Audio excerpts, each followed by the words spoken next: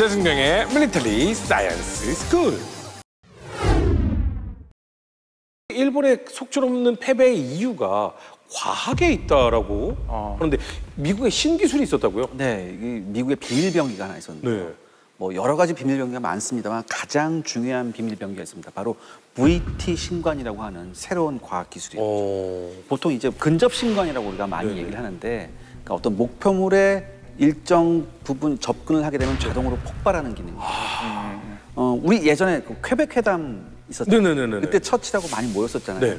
그때 처칠이 좀 많은 기술을 미국한테 넘겨줬다는 얘기 했었잖아요. 네. 거기에 핵심적인 기술 중에 하나가 바로 이 VT 신관, 진공관 기술이 있었어요. 그러니까 진공관 기초 기술은 가지고 있었어요. 기초 기술은 좀 연구이 강했는데 여기에 대한 응용 기술이랄까 이런 것들은 좀 미국한테 많이 의지를 했었어야 되나 봐요. 근데 이 진공관 기술이라는 게 지금으로 따지면 뭐 고집적 무슨 반도체만큼 엄청난 첨단 기술이라고 하더라고요. 더군다나 이 진공관 이 기술이 이 신관뿐만 아니라 이제 레이더에도 적용이 돼요. 근데 이 진공관 기술이 레이더에 적용이 되면 뭐 필터링이라고 하나요? 그런 것 때문에 이 효율이 거의 100배까지 늘어나는 거예요. 그래서 제가 이 부분을 최 박사님한테 여쭤보려고 아까부터 준비하고 있었어요. 괜히 부담되네요. 자, 그러면 일단 신관 얘기가 나왔는데 저희가 흔히 이렇게 팡 쳐가지고 빵 터지는 걸 뇌관이라고도 부르지 않나요? 뇌관이다. 뇌관을 건드렸어 뭐 이런. 네. 신관하고 뇌관하고 다른 거예요? 네, 엄밀하게 얘기하면 다릅니다. 이게 현대 폭약이라고 하는 것들은 대부분 운송상에 뻥 터지는 걸 방지하기 위해서 기폭장치를 달아야만 터지게 만들어놨거든요. 그냥 포탄은 아무리 망치로 두들기고 뭐 해도 잘 터지지가 않아요. 잘 터지지 않는 겁니까? 안 터집니까? 웬만해서는 안 터지죠. 웬만해서. 네, 뭐 운반하다가 떨어뜨리거나 그런 사고가 나더라도 폭발하지 않게 굉장히 둔감하게 만드는데 여기에 비로소 이 기폭장치란 걸 달아야만 터지거든요. 그랬을 때 우리가 총도 마찬가지죠. 이 총알을 갖다가 아무리 뭐 두들겨도 안 터지지만은 말씀하신 것처럼 요 뒤에 조그만 그 부분을 달아갖고 거기를 공이로 빵 쳐야만 여기서 충격파가 발생한 걸 가지고 거기 민감한 폭약이 빵 터지면서 전체 이 추진제를 기폭시키는 거 아니겠습니까? 기폭 역할을 하는 것을 뇌관이라고 하고요. 신관은 좀 더 큰 포탄이라든가 미사일이라든가 이런 것들에 기폭장치인데 좀 더 정교한 기계장치가 달려있는 겁니다. 우리가 포탄은 날아가서 부딪혀서 터지든가 아니면 일정한 시간을 세팅해놓고 시간 타이머가 째깍째깍 지나가야만 터지는 이런 기계장치가 들어가 있는 거지 않습니까? 네. 이런 식으로 좀 더 정교화된 기폭장치를 신관이라고 이해하시면 될 겁니다. 그러니까 단순하게 땅 쳐서 빵 터지면은 뇌관. 여기에 정교한 장치가 들어가서 어떠한 순간이 돼야 터지면 그거는 신관. 네. 더 크기도 하고. 영어로는 이걸 퓨즈라고 하는데요. 퓨즈. 퓨즈 하시면 뭐 생각나십니까? 두꺼비집이요. 그죠? 옛날에 두꺼비집에 넣었던 게 생각이 나시죠? 두꺼비집 중요합니다. 네. 두꺼비집을 요즘 분들 모르는 분들 많아요. 근데 본인의 집에 두꺼비집은 꼭 확인하셔야 되는 게 저희 딸이 커피를 쏟아가지고 이 멀티탭에 이 커피가 쏟아진 거예요. 근데 치 하면서 연기가 나기 시작하는데 정말 그 순간 머리가 하얘지잖아요. 생각나는 건 머릿속에 두꺼비집밖에 없었어요. 막 달려가서 두꺼비집을 탁 내리니까 완전 깨끗하게 아무 문제 없는 상태가 되잖아요. 근데 왜 이름이 두꺼비집이죠? 아니, 두꺼비가 살아서 그런 거예요? 옛날에 생긴 거는 이렇게 내리는 이거였잖아요. 네. 그 생긴 게 두꺼비처럼 생겨서. 네네네. 요즘은 이게 차단기로 그냥 스위치로만 올렸다 네. 내렸다 하면 되는데 예전에는 아시다시피 그 안에 퓨즈라는 게 들어있어갖고 이게 그렇게 전류가 많이 흐르면 뚝 끊어지지 않습니까? 네. 그래서 사고를 방지해 줬는데 이게 원래 퓨즈라는 게 이런 식으로 끊어지고 녹아 없어지는 그런 의미를 나타내거든요. 예전에 전쟁 영화 보시면 대포 어떻게 불 붙였습니까? 도화선을 연결해놓고 불 붙이면 도화선이 타들어가서 뻥 터지지 않습니까? 그래서 그게 이름이 퓨즈가 된 겁니다. 뭐가 없어진다. 거기서부터 이제 유래가 돼갖고 이런 포탄의 기폭장치로 쓰이는 이런 것들 퓨즈라는 이름이 붙었고 그게 신관으로 번역이 되는 거죠. 그게 퓨즈예요? 치 하는 거? 네, 그걸 원래는 그걸 퓨즈라고 했어요. 우리는 그냥 심지. 심지에 불 붙여. 심지에 불 붙여. 대공포탄 안의 신관은 그러면 어떤 방식이길래 이게 신기술이라고 하는 거예요? 보통 이제 전통적으로 많이 쓰는 거는 충격신관이라고 해서 직접 이 포탄이 딱 부딪혀야지 충격으로 이게 뻥 터지는 이걸 충격신관이라고 하고요. 근데 그것만 갖고는 한계가 있습니다. 당연히 우리가 대공포를 쐈을 때 이게 비행기에 곧장 맞을 확률이 적지 않습니까? 그렇죠. 이거는 정말 천행이 따라야 하는 것이기 때문에 그 다음에 사람들이 생각한 게 지연신관입니다.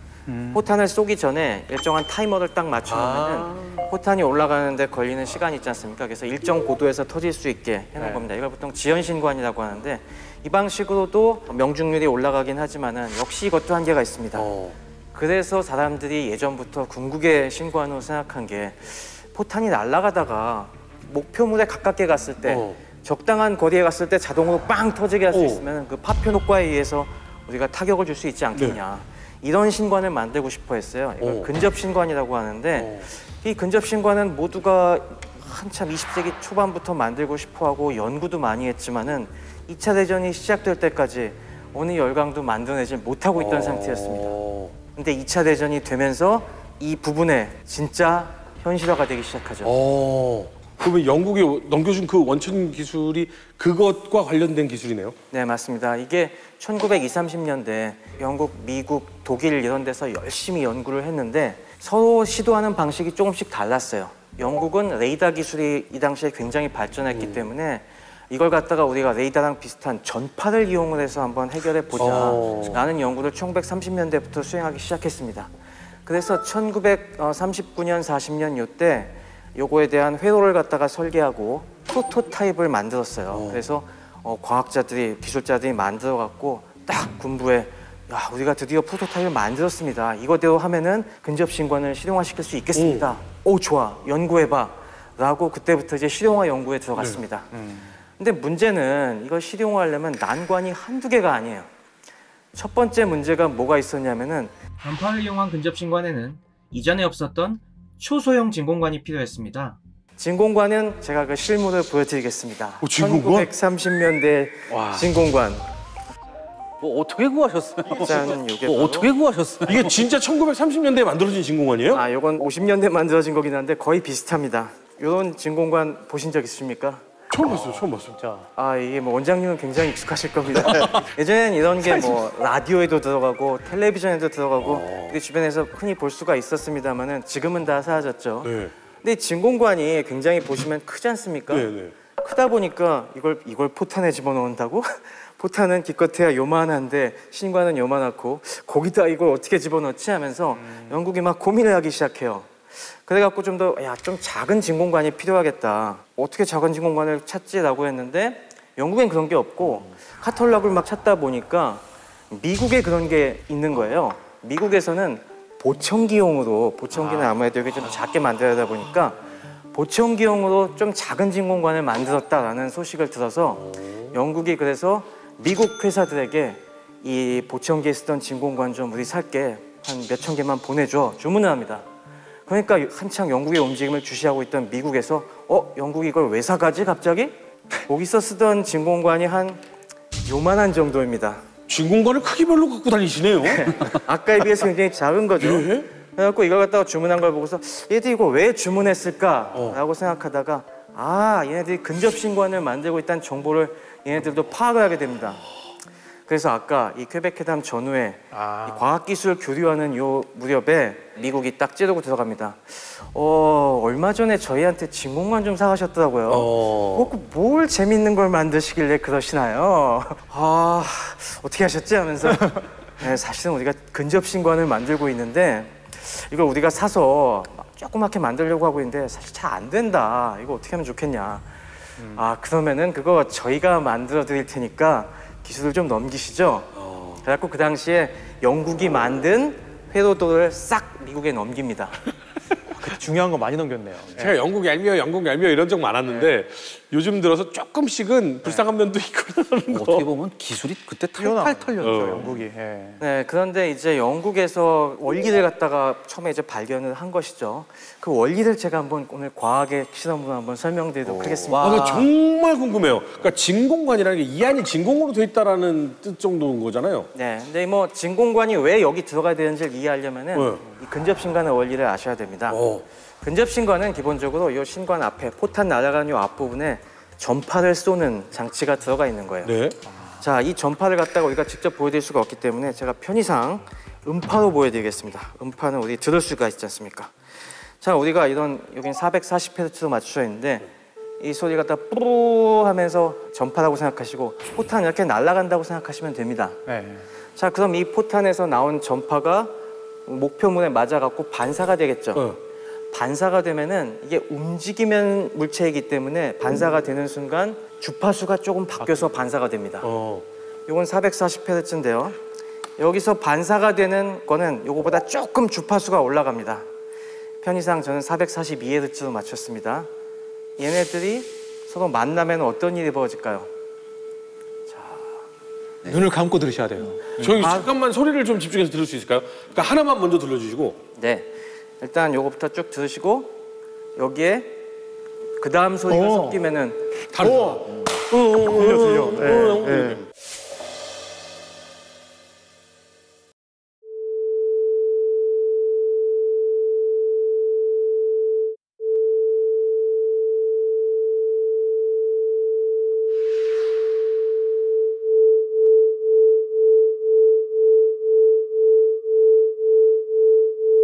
이게 바로 맥놀이라는 현상입니다. 맥놀이요? 맥놀이. 맥놀이. 한국말이에요? 네, 한글입니다. 맥놀이. 맥 뛰는 맥에 네. 놀이 할 때 놀이? 맞습니다. 맥이 이렇게 끼는 것처럼 느껴진다고 해서 웅웅웅 하는 요게 그래서 맥놀이라고 우리가 번역을 하는데요. 영어로는 비트라고 합니다. 축하한다. 비트예요? 네, 비트. 네. 그럼 drop the beat 이렇게 할 때. 맞습니다. 그 비트입니다. 야, 맥놀이 내려. 여러분들은. 그래서 이 현상이 왜 중요하냐면은 전파를 발신하는 포탄과 이 반사하는 요 물체가 가깝게 가면은 이 맥놀이의 우웅우웅한 소리가 점점 더 커집니다. 자, 그러면 여기서 어디에 진공관이 들어가야 되냐면은 처음에 이 전파를 발생시키는데 진공관이 하나가 필요해요. 네. 그 다음에 이렇게 반사가 돼서 나온 이 캐치한 신호를 갖다가 증폭을 해야 됩니다. 네. 이 증폭을 하는데 진공관이 2개가 들어가요. 그 다음에 이게 어느 이상 그 맥놀이가 커지면은 그 다음에 그 신호를 갖다가 충분히 가까워졌다는 걸로 인지를 하고 기폭 장치를 작동시키는 그 장치에 또 진공관이 하나가 들어갑니다. 이렇게 총 4개의 진공관이 필요해요. 그래서 이 진공관을 4개를 갖다가 어떻게 이 조그마한 신관 안에 집적을 시키느냐가 기술의 핵심이 되는 거죠. 안 그래도 진공관 저거 커가지고 그게 문제였는데 한 개가 아니라 4개가 들어가야 되니까. 네. 정확히 얘기하면 3개는 진공관, 하나는 사이레이트와는 좀 다른 소자이긴 한데 거의 진공관이랑 비슷하다고 생각하시면 근데 됩니다. 이게 중요한 게 크기도 작아야 되는데 또 하나 포탄에 들어가니까 충격을 견뎌야 될 거 아니에요. 진공관 약하잖아. 맞습니다. 중요한 내용을 설명해 주셨습니다. 그러네요. 포탄은 어떤 극한 상황에 처하게 되냐면은 우리가 포탄이 포구에서 빠져나갈 때 이때 받는 가속도가 얼마나 된다고 생각하십니까? 무려 중력 가속도의 2만 배입니다. 2만 배요? 네, 2만 G의 가속도가 이제 받게 되고요. 포탄은 또 우리가 회전을 안정화시키기 위해서 강선을 파놔갖고 이게 돌지 않습니까? 이게 1분에 500번 회전하면서 나갑니다. 그러니까 이 안에 있는 장치들은 어마어마한 가속도를 받게 됩니다. 근데 이렇게 큰 진공관은 불과 100G만 받으면은 깨져버려요. 느리다 보니까. 그래도 세다. 네. 사람들 뭐 5G, 6G 뭐 이렇게 하면은 약간 기절하는 그런 영상들 많은데. 그래도 기계인데 뭐 그 정도는 버텨야죠. 냉정해. 흔들리지 않아. 그러면 100G에 깨져버리니까 이걸 어떻게 만들면 좋을까? 그다음부터 막 고민을 하면서 그때부터 이제 미국이 최고의 과학자들과 기술자들을 동원해서 이 문제를 해결하기 시작합니다. 그때 최 박사님 계셨으면 들어갔을 텐데. 이때 만들어진 것이 NRDC 안에 국방과학기술위원회 산하에 섹션 T라는 근접신관 개발 조직을 만들고 여기에 우리가 카네기 연구소의 물리학자 튜브 박사라는 분을 갖다가 여기에 수장으로 임명을 합니다. 그리고 존스 홉킨스 대학에 이걸 위장하기 위해서 응용물리연구소 Applied Physics Lab이라는 연구소를 만들어갖고 거기다 이제 개발 인력들을 모아서 여기서 비장의 장치를 개발하기 시작합니다. 마침 이 APL에서 자기네 홍보를 위해서 우리가 전쟁 때 어떤 일을 했는지 홍보를 위해서 만든 영상이 있으니까 한번 간략하게 보고 가시죠. 저기 날아가면서 저렇게 가까워지면은 몇십 미터 바깥에서 뻥 터지는 겁니다. 새 만나면 어떻게 되나요? 새는 반사를 갖다가 덜 하기 때문에 기계만 네, 안 될 것 같은데요. 금속 크기도 물체에서 그렇고. 분석물질. 네. 저게 당시에 저 안에서 개발하고 그걸 만드는 그런 모습이고요. 그 완성품이 저겁니다. 그렇다면 그 소재 산업 부분에서도 미국이 그때는 상당한 가장 앞섰어요. 그러면 저기 보시면 와, 작아졌다. 네, 저 안에 부품을 그래서 저만한 제품들을 양산을 해서 공급을 하게 되는 거죠. 와, 성냥갑보다 작은 크기가 됐네. 저게 실험하는 모습입니다. 이렇게 뻥 터지면 이렇게 공중에 띄워놓은 모형 항공기 부근에서 터지는 걸 확인하실 수가 있죠. 저런 방식으로 실전에서 일본의 항공기들을 녹여내기 시작하는 겁니다. 자, 여기서 굉장히 VT 신관에 재미있게 주목하셔야 될 부분이 이걸 하나 만들기 위해서 굉장히 많은 혁신이 필요했습니다. 아까 얘기한 것처럼 일단 이 거대한 진공관을 소형화시켜야 됩니다. 그래서 제가 이것도 실물을 갖고 와봤는데요. 집이 존스 홉킨스 대학은 아니시죠? 그건 아니고 큰 거를 이렇게 만들어낸 겁니다. 와. 요거는 2차 대전 때 만든 건 아니고 한 50년대, 60년대 만든 건데 거의 같은 스펙 걸 제가 골라서 화면에 나온 갖고 거랑 왔습니다. 비슷해요. 네, 거의 비슷합니다. 그래서 요걸 이렇게 조그맣게 만들어서 이걸 대량 생산을 해냈고 그다음에 이걸 갖다가 아까 말한 그 거대한 충격에 이것도 유리여서 깨지기 쉽기 때문에 어떻게 잘 포장할 것인가. 그래서 이걸 갖다가 플라스틱 요 관에다 넣고 그 안을 또 특수 왁스로 이제 채워서 이 충격을 최대한 덜 받게 해놓습니다. 그것뿐만이 아니라 다른 소자들도 다른 전자부품들도 다 조그맣게 만드는 그런 노력들을 같이 하게 되고요. 그 밖에 이 안에 건전지도 필요합니다. 배터리도 필요하겠죠. 처음에는 이 배터리를 갖다가 그냥 보통 배터리를 넣었는데 이게 보통 열대 지방에서 저렇게 험한 작전을 하다 보니까 한 6개월 정도 보관하다 보면 방전이 돼버려요. 몇 개월 지나면. 그래서 분량이 자꾸 나니까 나중에는 특수 액체 배터리를 만듭니다. 이 액체 배터리는 처음에는 그 앰플 속에 그 산 용액이 별도로 있다가 아까 포탄을 빵 쏘는 순간에 그 압력으로 오히려 이 앰플이 깨져버립니다. 그러면서 그때부터 이 건전지가 작동하기 시작을 해서 딱 이 날아가는 동안에만 쓸 수 있는 이런 방식들이 여러 혁신들이 조합이 되면서 마침내 1942년 중반에 이 실용 완성품을 갖다가 만들어내게 되죠. 이게 지금 VT 신관이라는 거잖아요. 네, 맞습니다. VT가 뭐예요? VT는 Variable Time의 약자인데요. 이 미국에서 이 근접 신관을 개발했다는 거는 진짜 축구에 알려지면 안 되는 극비 사항이었기 때문에 이걸 이름을 뭘로 붙일까? 근접 신관이라고 붙이면 안 되겠지? 이걸 우리가 보통 일반적인 시한 신관으로 속이자. 그래서 VT, Variable Time, 가변 시한 신관이라는 의미로 위장으로 붙인 겁니다. 그러니까 째깍째깍 팡! 요 신관처럼 들리게. 그렇죠. 근데 그 비슷한 거를 독일도 개발했는데 비용 때문에 포기했다는 얘기가 있더라고요. 독일 사람들도 굉장히 똑똑하지 않습니까?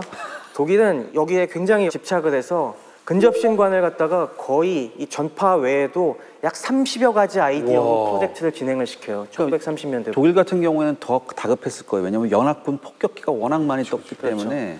근데 역시 독일도 개념상으로 많이 발전을 시켰는데 실용화에는 실패하고 아까 그 한계 포탄에 집어넣는데 너무 무리가 따르니까 다 깨져버리니까 결국에 생각을 한 게 공중에서 투하하는 폭탄이라든가 이런 데는 그런 건 우리가 가속도 적게 받지 않습니까? 그런 데 넣었는데 일부 시험하는 성공을 시켰는데 이것도 대량 보급은 못합니다. 심지어 일본에서도 시도를 했어요. 일본에서도 유한 신관이라고 해서 눈이 달린 신관이라고 해서 그것도 이제 빛을 이용한 방식으로 스트로브를 팍팍팍 터뜨려서 그 반사돼 나오는 빛을 이용한 방식으로 얘네들이 시험판을 만들긴 했는데 그것도 역시 그냥 시험 생산해 보는데 그치고 실용화는 실패합니다. 여기서 또 질문이 있습니다. 제가 진공관을 사용하면 레이더 효율이 무려 100배가 좋아진다. 이것도 한번 여쭤보고 싶거든요. 진공관의 일종이긴 한데 마그네트론이라는 게 있어요. 전파 발생기. 이 마그네트론이 요즘은 안 쓰는데 아직도 쓰이는 데가 있어요. 그게 어디냐면 집에 많이 다 갖고 계시는 전자레인지입니다. 전자레인지? 전자레인지도 사실은 전파를 발생시켜서 그 안에서 물을 갖다가 자극을 시켜갖고 막 진동을 시켜서 익히는 거지 않습니까? 근데 이 전파를 효과적으로 발생시키는 장치가 계속 초기에 고민이었어요. 그랬을 때 이 진공관의 일종인 마그네트론을 개발을 해갖고 그때부터는 전파를 효과적으로 만들어내는 기술을 우리가 실용화시킬 수 있었는데 이것도 역시 사실은 기초 기술은 아이디어는 일본에서 낸 거였어요. 그렇지.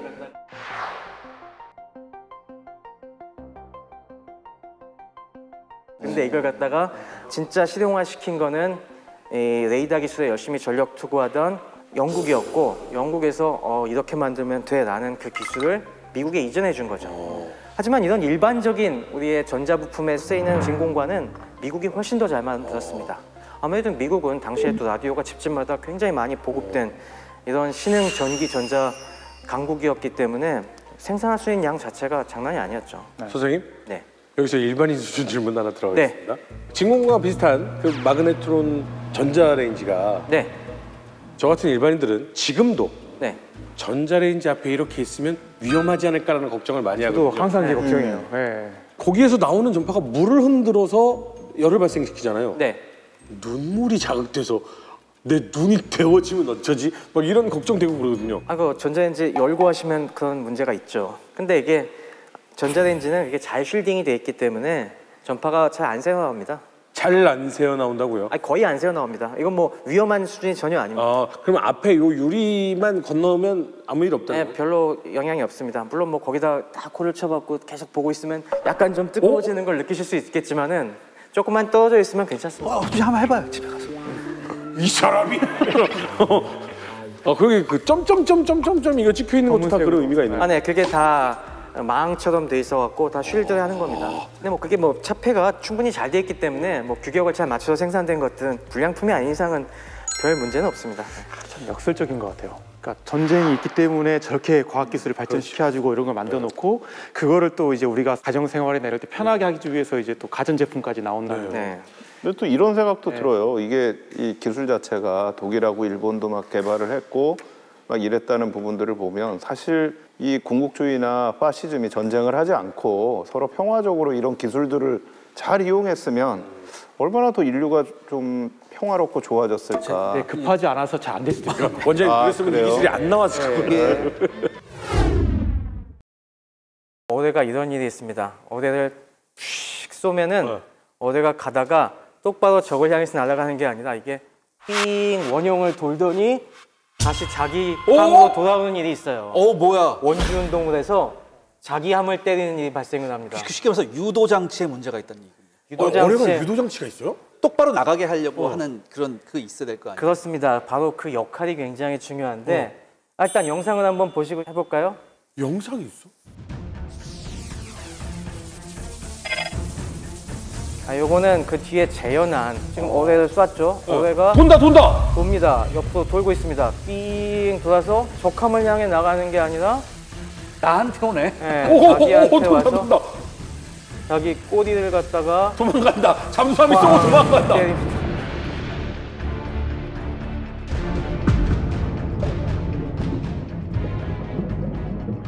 저게 유명한 얘기가 USS 탱호입니다. 탱. USS 탱은 어떤 함이냐면은 태평양 전쟁에서 가장 일본 함을 많이 격침시킨 수운 잠수함이었습니다. 넘버1 잠수함이었는데도 불구하고 결국에 전날도 굉장히 선정한 날이었어요. 그래갖고 마지막 어뢰를 쏘는데 심지어 저 어뢰는 미국이 마크 14 어뢰만 갖고 안 되니까 독일의 기술을 참고해서 전기 어뢰도 만듭니다. 배터리로 가는. 마크 14 어뢰는 어떤 방식이냐면은 압축 공기랑 알코올을 갖다가 연소시켜갖고 그때 발생하는 증기 터빈을 돌려서 항주하는 증기 터빈 방식이었는데 독일은 그 당시에 배터리를 많이 집어넣어서 전동기로 돌아가는 어뢰도 배치하고 있었거든요. 그래서 미국도 그걸 따라해서 마크 18 어뢰를 배치했었는데 그 마크 18 어뢰를 쐈는데도 이게 돌아와서 자기를 때린 겁니다. 전장에서 그렇게 활약했던 배가 자기가 쏜 어뢰에 맞아. 네, 그래서 이 최고의 수운 잠수함이 저때 침몰을 해서 함장 포함해서 9명밖에 못 살았고요. 다 포로가 됐어요. 저런.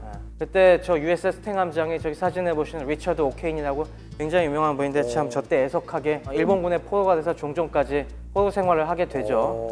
왜 이런 문제가 발생하게 됐는지 그걸 알려면은 어뢰가 어떻게 똑바로 나가게 자세를 잡을 수 있는지 그 원리를 이해하셔야 됩니다.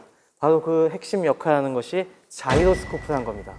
자이로스코프. 네, 이름만 한번 들어보셨을 텐데 이것도 밀리터리 사이언스 스쿨이에요? 사이언스 스쿨로 아닙니다. 가야 될 것 같은데.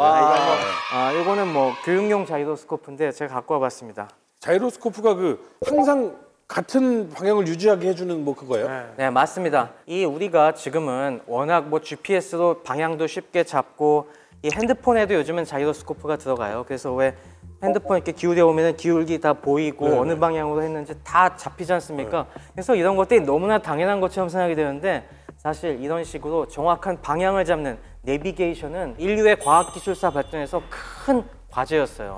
20세기 중반까지만 해도 이거 해결하는 게 큰 난관이었습니다. 이게 나침반은 문제가 뭐냐면 아까 말했듯이 쇠가 있으면은 그것 때문에 이제 꺾이기도 하고 불안정해요. 그래서 찾아낸 방법이 이 자이로스코프를 이용하는 겁니다. 자이로스코프의 원리는 뭐냐면은 회전 관성이라는 걸 이용하는 겁니다. 자, 우리가 관성이 뭡니까? 물체가 움직이고 있으면 얘를 움직이는 걸 바꾸기 위해서는 힘을 가해줘야 되죠. 그렇죠. 그러니까 계속 나아가려고 하는 성질이 있습니다. 근데 이렇게 직선 운동만 이런 성질이 있는 게 아니라 회전 운동도 이런 성질이 있어요. 빠르게 회전하는 물체는 얘네들의 회전 방향을 바꾸기가 쉽지가 않아요. 네. 그래서 이 회전 관성을 굉장히 크게, 그러려면은 무거운 추를 굉장히 빠르게 회전을 시키면은 얘가 항상 일정한 방향을 가리킨다는 것, 이것이 바로 회전 관성을 이용한 자이로스코프의 원리입니다. 제가 이걸 한번 말로만 얘기해드리면 잘 모르실 테니까 제가 한번 실험으로 보여드리죠. 이게 자이로스코프고요. 자이로스코프를 전동으로 돌리겠습니다. 이렇게 모터를 이용을 해서 지금 윙 돌고 있습니다. 뭐가 도는 거예요? 이 안에 무거운 추가 돌고 예, 있잖아요. 추가 돌고 있습니다. 이 안에 지금 황동색으로. 황동색 추가 네. 있죠? 이 황동색 추를 이 모터로 돌리고 있습니다. 아, 안에 있는 그 금색만 돌고 있는 네, 거예요? 안에 있는 금속만 돌리고 있는데 이거는 모터로 한 12,000rpm 정도 지금 올리고 있어요. 12,000rpm이면 초당 12,000번을 돌아요? 아, 분당 분당 12,000번을 12,000번. 도는 거죠. 이게 최고 속도까지 올라가려면 시간이 걸리지만 미리 좀 떼고요. 충분히 많이 올라갔으니까. 제가 여기서 잠수함이 이렇게 가고 있습니다. 제가 심소령님을 쏘고 싶어요. 잠수함에서. 심소령님이 적함이라고 생각하고요. 근데 심소령님이 만약에 여기 원장님 자리에서 이렇게 움직이고 있다고 생각하면은 그걸 감안을 해서 이게 어뢰라고 생각해 보겠습니다. 어뢰를 갖다가 조준하는데 이렇게 가고 있으니까 이쪽 방향으로 미리 이제 세팅을 해놓습니다. 네. 이렇게 가리켜 놓고 있죠. 네. 그리고 어뢰를 쏩니다. 푸쉬 쏜 다음에 이게 나아가면은 빠져나온 다음에 어뢰가 이쪽으로 방향을 틀어지 않습니까? 네. 어뢰가 돕니다. 아, 근데 계속 이 방향을 가리키고 네. 있죠. 예. 그러니까 어뢰가 이렇게 움직여도 계속 심소령님 그쪽으로만 가는 거예요? 네, 이쪽 일정한 방향을 계속 가리키고 있는 겁니다. 회전 관성이 있기 때문에. 이게 계속 여기 센서가 붙어 있어 갖고 네? 이게 옆으로 움직이면은 이 방향으로 가야 되는데 네. 이 방향으로 가고 있어. 그럼 꺾어. 이렇게 신호가 나와서 이 방향으로 꺾어서 계속 가는 거죠. 또 이쪽 방향으로 가더라도 저쪽인데 왜 일로 가? 꺾어. 이렇게 계속 어뢰가 이제 계속 직선으로 향하게 되는 거죠. 그러면 핸드폰에도 이게 돌고 있어요, 여기? 아, 핸드폰의 원리는 이거는 굉장히 또 기묘한 게 있는데 그건 제가 나중에 밀사쿨로 설명해 드리겠습니다. 그러면 이거 뭐 요즘에 카메라 네. 이거 들고 다니잖아요. 짐벌. 짐벌 들고 다니면 왜 어느 방향을 해도 계속 내가 원하는 방향으로 가는 게 그 방향을 향해서 이 자이로스코프가 막 돌고 있는 거예요? 그 안에는 이제 맴스 자이로스코프라고 그 안에도 자이로스코프가 있긴 한데 그건 원리가 조금 달라요. 근데 기본은 이거라는 거지, 자이로스코프의 기본. 비슷한데 회전은 아니고 그거는 이 코리올리 포스라는 그런 힘을 이용을 해서 요 안에 있는 백악기 굉장히 같아. 미소 소자가 이렇게 왔다 갔다 하는 그걸 전기 신호로 검출을 해서 신호를 발생시켜 주는 건데요. 그거는 교보제가 필요하니까 나중에 설명을 드리겠습니다. 제가 지그재그로 움직이면 헷갈려 하지 않을까요? 추적 모드가 아니라 네. 직선 모드로만 가요. 그러니까 처음에 가리킨 그 방향을 계속 보고 있다는 거잖아요. 그렇죠. 그러니까 내 몸이 돌아도 내 눈은 계속 이렇게 보고 있는 거예요. 맞습니다. 그러니까 눈이 보고 있는 방향으로 가라는 그런데 그러면 180도 돌리면요? 180도 돌려도 이걸 이렇게 돌리더라도 계속 그 방향을 가리키고 있는 거죠. 근데 왜 돌아와서 맞은 거예요, 그러면? 글로 가지? 그러니까. 이게 왜 그렇게 되는지 생각해 보시면은 이 자이로스코프가 어떻게 작동하냐면은 처음에 어뢰를 딱 발사 스위치를 딱 눌렀을 때 안에 고압의 공기 탱크가 있지 않습니까? 처음에는 연료를 연소시키는 데 쓰지 않고 이 자이로스코프를 돌리는 데 먼저 쓰입니다. 네. 200기압의 공기를 이용을 해서 이 안에 자이로를 돌려요. 2만 rpm까지 돌립니다. 2만 rpm으로 돌린 다음에 그 뒤로도 계속 공기를 넣어서 일정한 굉장히 고속도를 유지할 수 있게 해줘요. 그래야 이게 자세가 유지가 되니까.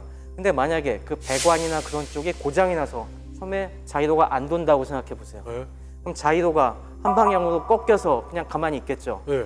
이걸 돌리면은 계속 저 방향을 가리키고 돌겠죠. 있는 게 아니라 그냥 이거 돌림에 따라서 돌겠죠. 하게 되니까 처음에 방향타가 쑥 빠져나올 때 좌연 전타로 이제 꺾인 상태에서 자이로가 작동하지 않으면은 계속 나와서도 좌연 전타가 네네네네네. 수정이 안 되고 계속 이렇게 도는 겁니다. 네네. 그래서 자기에게 맞는 수가 생기는 거죠. 그러니까 자이로스코프가 저렇게 돌아서 일정 목표를 가리켜야 되는데 돌지 않으니까 꺾여서 출발하니까 계속 꺾여서 도는 거군요. 그렇죠. 자이로가 그런 식으로 처음에 돌질 못하거나 아니면 이게 자이로에서 연결된 이 방향타와 연결된 쇠막대가 거기가 뭐 조립이 잘못돼서 꺾이거나 이런 문제들이 생겨버리면은 이 조종이 똑바로 안 나가고 원주를 돌고 자기를 때려버리는 이런 문제가 몇 번이 또 발생을 합니다. 지금도 이 자이로스코프가 사용이 돼요? 네, 자이로스코프가 들어가는데 요거 말고 더 진화된 방법이 있습니다. 요즘 자이로스코프, 정밀 자이로스코프는 레이저를 이용합니다. 레이저를. 네, 레이저를 유도탄. 그것도 굉장히 설명드리면 재밌는데 그건 나중에 제가 나중에 진짜 자이로스코프 특집 한번 했으면 좋겠는 게 나 지금도 미치도록 궁금한데 내가 이해를 못할 것 같은 게 제가 돌고 있는데 왜 한 방향을 보지? 나 정말 지금도 너무 신기한데 이해는 안 가. 회전 관성이 있어갖고 이 방향을, 이 축을 바꾸려면은 회전은 이렇게 돌고 있잖아. 요거는 느껴보면 아시는데 이게 돌리고 나서 해보면 이걸 막 진짜 꺾으려다 보면은 힘이 막 느껴집니다. 이거 저항하려는. 아 얘가 저기만 보려는 힘이. 네, 저기만 보려고 하는데 이걸 막 꺾으면은 이게 꺾이는 거에 막 저항하려는 힘이 작용을 해요. 그럼 이거 나 한 번만 제가 어뢰가 돼서 쏴봤대요. 이거 좀 느껴보고 싶어요. 그러면 이 회전 관성을 한번 느껴보시죠. 제가 지금 돌려드리겠습니다. 이거는 왜 살 생각을 하셨어요? 이 자이로스코프가 사실 물리학도들에게는 정말 이해하기 어려운 현상 중에 하나입니다. 처음 물리학을 배울 때. 그래서 저도 직관적으로 안 와닿는 부분들이 있어갖고 그럴 때는 결국에 실물을 갖고 노는 게 제일 그러니까. 좋거든요. 제가 심소영님하고 같이 쉬는 시간에 얘기를 하면서 뭐라고 했냐면 왜 나는 과학이 재미없을까라고 했더니 그걸 숫자로 먼저 배우니까 그럼요. 숫자 배우면은 그게 굉장히 배우고 재미가 싶지 않아. 없고. 재미없어. 이걸 보니까 도대체 왜 이렇게 되는 걸까 궁금한 거야. 맞아요. 자, 느껴보십시오. 회전 관성. 축을 이제 살살 움직여 보세요. 그러면 자, 요거는 근데 없다. 네, 그거는 힘의 방해가 없어. 그렇지, 그죠. 축이 방향이 딱 같으니까. 고정이 돼 있으니까. 근데 내가 쐈는데 잘못해서 이쪽으로 쐈어. 느껴져. 축이 막 축을 강제로 움직이려고 하면은 이게 저항하는 힘이 느껴지죠. 내 손에서 얘 돌아요. 내가 이렇게 손을 돌리잖아. 봐봐. 미끄러진다 이렇게. 일로 가려고. 막 저항하는 힘이 느껴지죠. 파워볼이 파워볼. 오, 한번. 핵심이에요. 네. 오. 미끄러지죠. 이렇게 살짝 하면 미끄러져요. 오, 그러네. 오. 저희 딸내미가 물리 전공인데 걔는 왜 이걸 안 샀을까?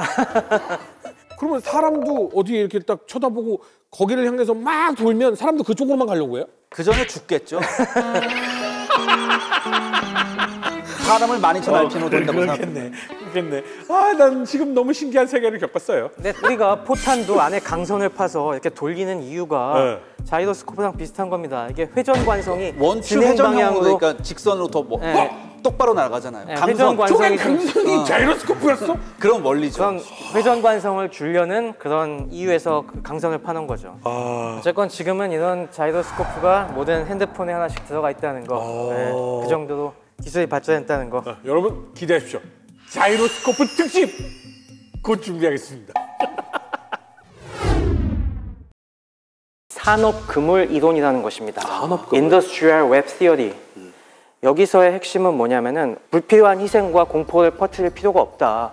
우리는 적의 이렇게 고도화된 산업 시대에 적의 명치만을 급소를 푹푹 찔러서 거기만을 폭격을 하면은 나머지 거대한 경제 시스템은 주저앉게 되어 있다. 이를테면 지금의 고도 산업 시대에도 저희가 지난번 몇 번 사건이 있었죠. 해와 우체국이 우리나라 인터넷에 허브지 않습니까?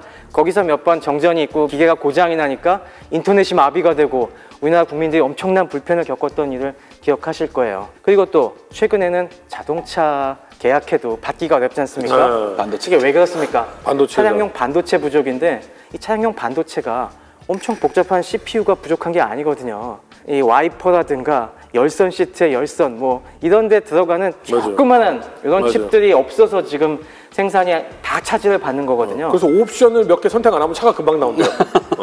그렇죠. 그래서 이런 복잡한 산업 가치 사슬에 외통수를 딱딱 때리면은 나머지 뒤에 생산이 다 마비가 돼서 결국에 전쟁을 할 수가 없을 것이다.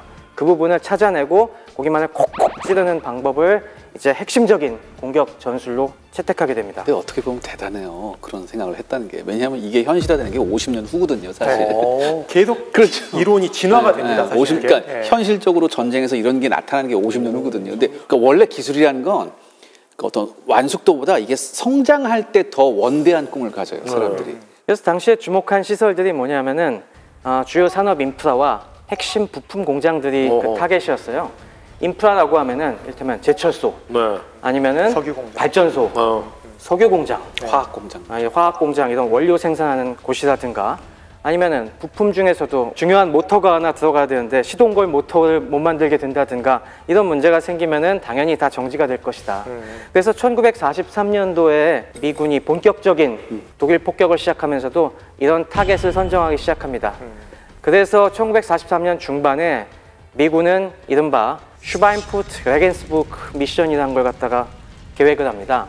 주요 산업시설을 딱 정했는데 거기가 어디였냐면은 독일의 항공기 생산을 방해해야 된다. 그러려면 일단 독일의 항공기 생산 공장을 때려 부숴야 된다. 가장 큰 곳이 레겐스부르크에 있어갖고 레겐스부르크에는 독일의 항공기 조립 공장을 부수고 슈바인푸트에는 뭐가 있냐면 바로 볼 베어링 생산 시설들이 밀집해 있는 거예요. 심적이죠, 볼 베어링. 네. 베어링이 있어야 이 마찰 없이 다양한 기계류가 돌아갈 수가 있지 않습니까? 그 요즘 애들 갖고 노는 그 이렇게 돌리면 계속 돌아가고 있는 거 그거 베어링이죠. 거기도 베어링이 들어가긴 하죠. 이게 베어링이 잘못 만들면 마찰이 심해져갖고 다 닳고 수명이 짧아지고 고장이 나고 하거든요. 맞아요. 비싼 거는 볼 베어링이 좋은 게 들어있으니까 돌리면 계속 돌아요. 싼 건 뗄뗄뗄뗄 하고 멈춰. 되게 재밌네요. 왜 하필 항공기 공장이 핵심 시설로 생각했을까? 이건 너무나 어떻게 보면 육군 항공대 입장인 거잖아요. 그렇지. 폭격을 하기 위해서 제공권을 가져가야 되는데 결국 상대방의 비행기를 그렇죠. 없애야 된다. 되도록이면 요격기가 못 뜨게 해야 되니까 네. 그러니까 그거부터 먼저 해놓고서 이제 육군 입장에서는 전차 공장인데. 비행기 생산기지 그리고 볼 베어링 생산기지. 베어링이 이를테면 우리가 엔진을 만들더라도 엔진 축을 받치는 데도 쓰지만은 네. 당시에 엔진에 힘을 많이 내기 위해서는 슈퍼차저, 과급기를 달아야 되거든요. 근데 과급기는 어마어마한 고속으로 회전하고 열이 엄청나게 나기 때문에 거기에는 굉장히 또 정밀하고 좋은 베어링을 달아야 돼요. 그런 게 생산을 못하게 되면은 당연히 뒤에 엔진도 못 만들고 엔진을 못 만들면 비행기도 못 만들고 그러면 우리의 폭격을 방해할 수 없을 테니까 더 많은 폭격기가 떠서 더 많은 공장을 부술 수가 있다. 말 되지 않습니까? 핵심 이거? 부품이네. 네. 돌아가는 모든 것에는 베어링이 들어간다. 그렇습니다. 그래서 이 독일의 슈바인푸르트를 대상으로 1943년 중반에 정말 치열한 대작전을 펴니다. 네. 그런데 이게 진짜 그럼 가능하게 하려면은 이론만 그럴듯해서는 안 되고 실질적인 우리가 가지고 있는 수단이 그걸 갖춰야 되지 않습니까? 정밀 타격 수단이 필요하다. 맞습니다. 과연 그게 뭘까요? 레이더. 밀사쿨. 밀사쿨. 네, 그걸 정밀 수단이 알아보기 위해 밀사쿨이라고. 정밀 수단을 알기 위한 방법. 정밀 폭격이 어떻게 해야 가능한 것인지에 대한 잠시 과학적인 이론을 한번 짚어보고 가시죠. 밀리터리 사이언스 스쿨. 이번 밀리터리 사이언스 스쿨은 한번 수평 폭격의 원리부터 한번 설명해 드리도록 하겠습니다. 수평 폭격이요? 네, 태평양 전쟁에서 극강화 폭격은 많이 받지 않습니까?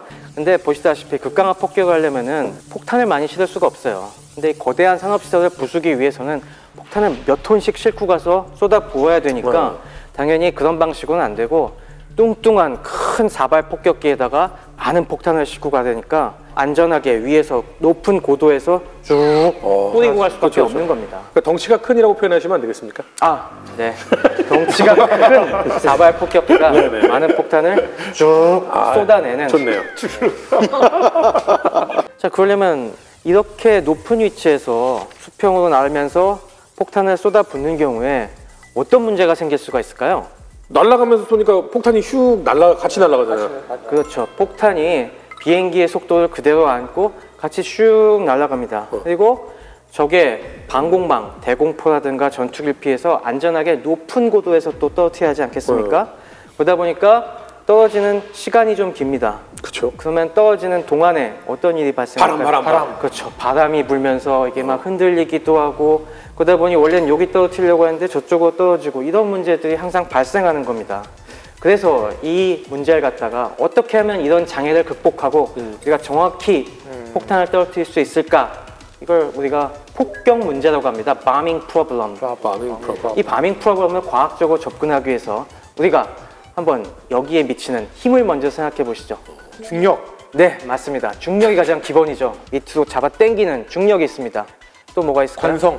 관성. 일정한 속도로 시속 300km로 가는 폭격기에서 떨어뜨리면은 거기서 시속 300km로 출발하겠죠. 폭탄도 같이 스피드를 받으면서 갑니다. 그 다음엔 또 뭐가 작용할까요? 저항. 맞습니다. 저항입니다. 저항.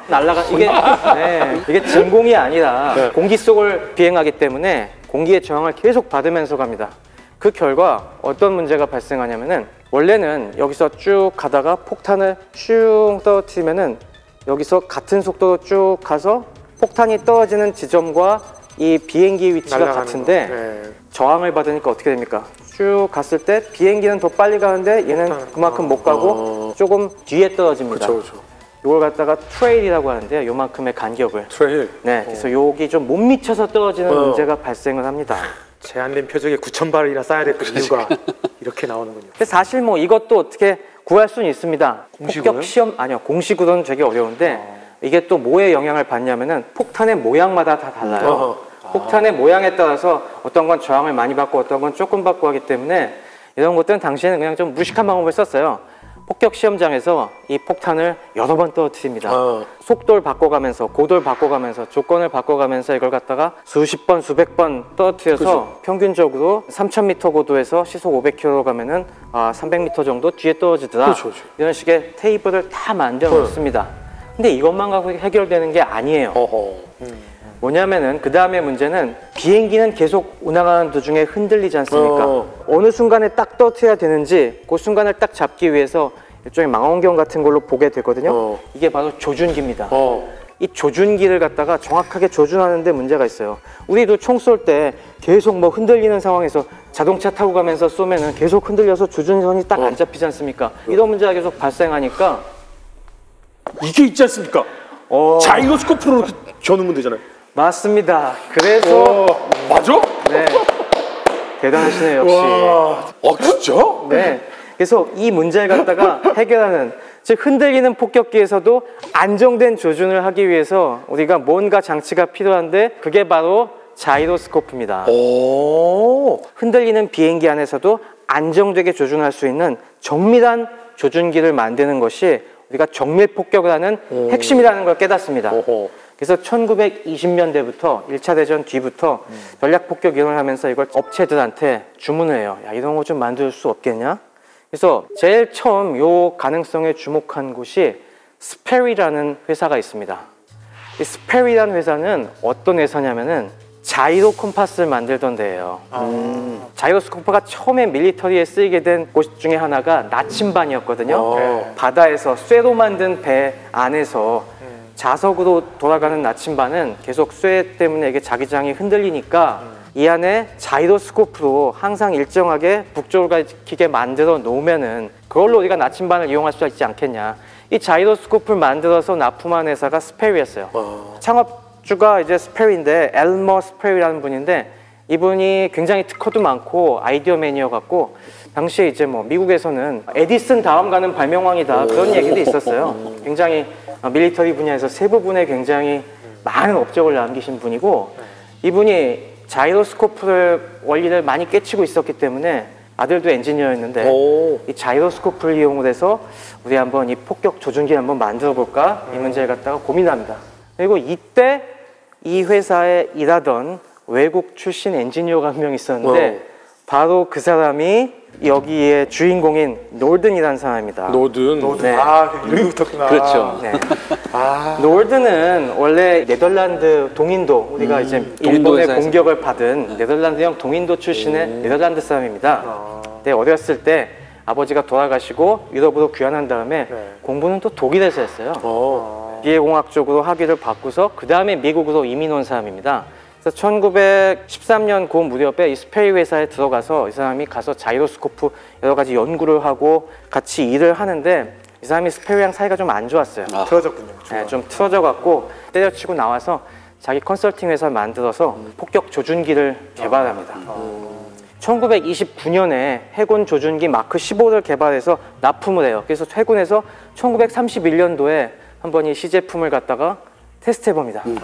테스트 해보니까 기존에는 5,000피트 상공에서 USS 피츠버그라는 이 함에다가 이걸 떨어뜨려 보니까 그 전권은 명중률이 21%밖에 안 나왔는데 마크 15는 이게 명중률이 50%로 올라가는 거예요. 2.5배로 올라가니까 우와 이거 대단하다 라고 하면서 해군이 주목을 하니까 육군항공대도 그 소식을 들은 거예요. 야 해군에서 지금 무슨 조준기를 개발하고 있는데 끝내주는 물건이 나왔다더라. 그래서 여기서도 우리 좀 샘플 좀 줘보세요 하고 보니까 굉장히 이거 정밀도가 장난이 아닌데 하는 걸 알게 된 겁니다.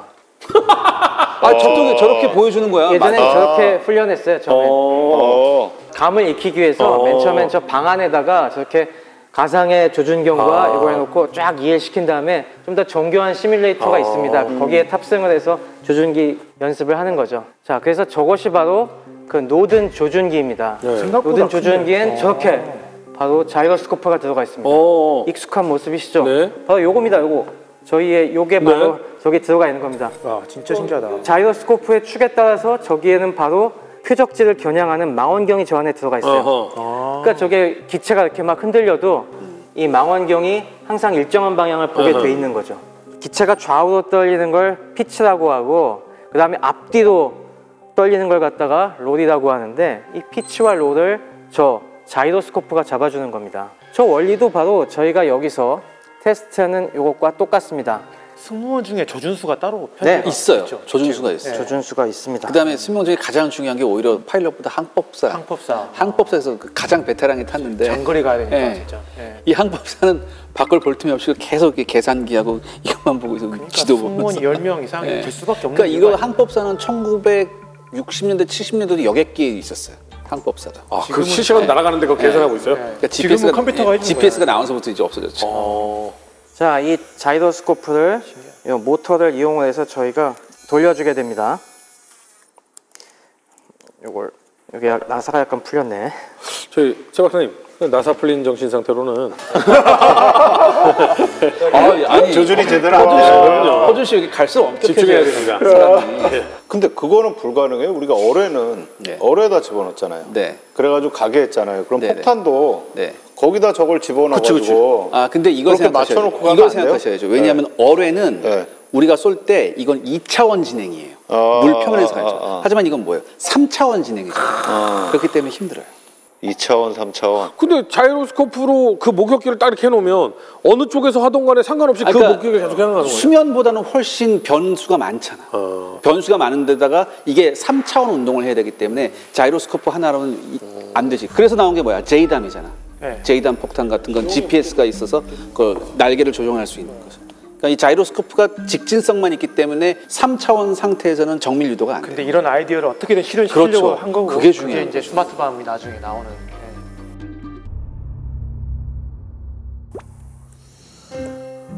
허준 씨 좀 도와주세요. 좀 도와드려요? 아니. 뭘 알아야 도와주죠. 내가 조교를 6년 했는데 내가 도와드릴까? 이게 된 것 같은데? 내 생각에. 자, 지금 요게 수직 방향으로 지금 이렇게 딱 서 있는데 수직 방향으로 저렇게 한번 세팅이 돼 있는 상황에서는 축상에다가 여기 연동이 돼 있어 그렇게 망원경이 붙어 있는 겁니다. 그 망원경으로 표적을 가리킨 다음에는 이게 계속 기체가 움직이더라도 그 방향을 계속 가리키는 이런 효과가 있는 것이죠. 그 다음에는 여기서의 또 문제가 하나가 더 있습니다.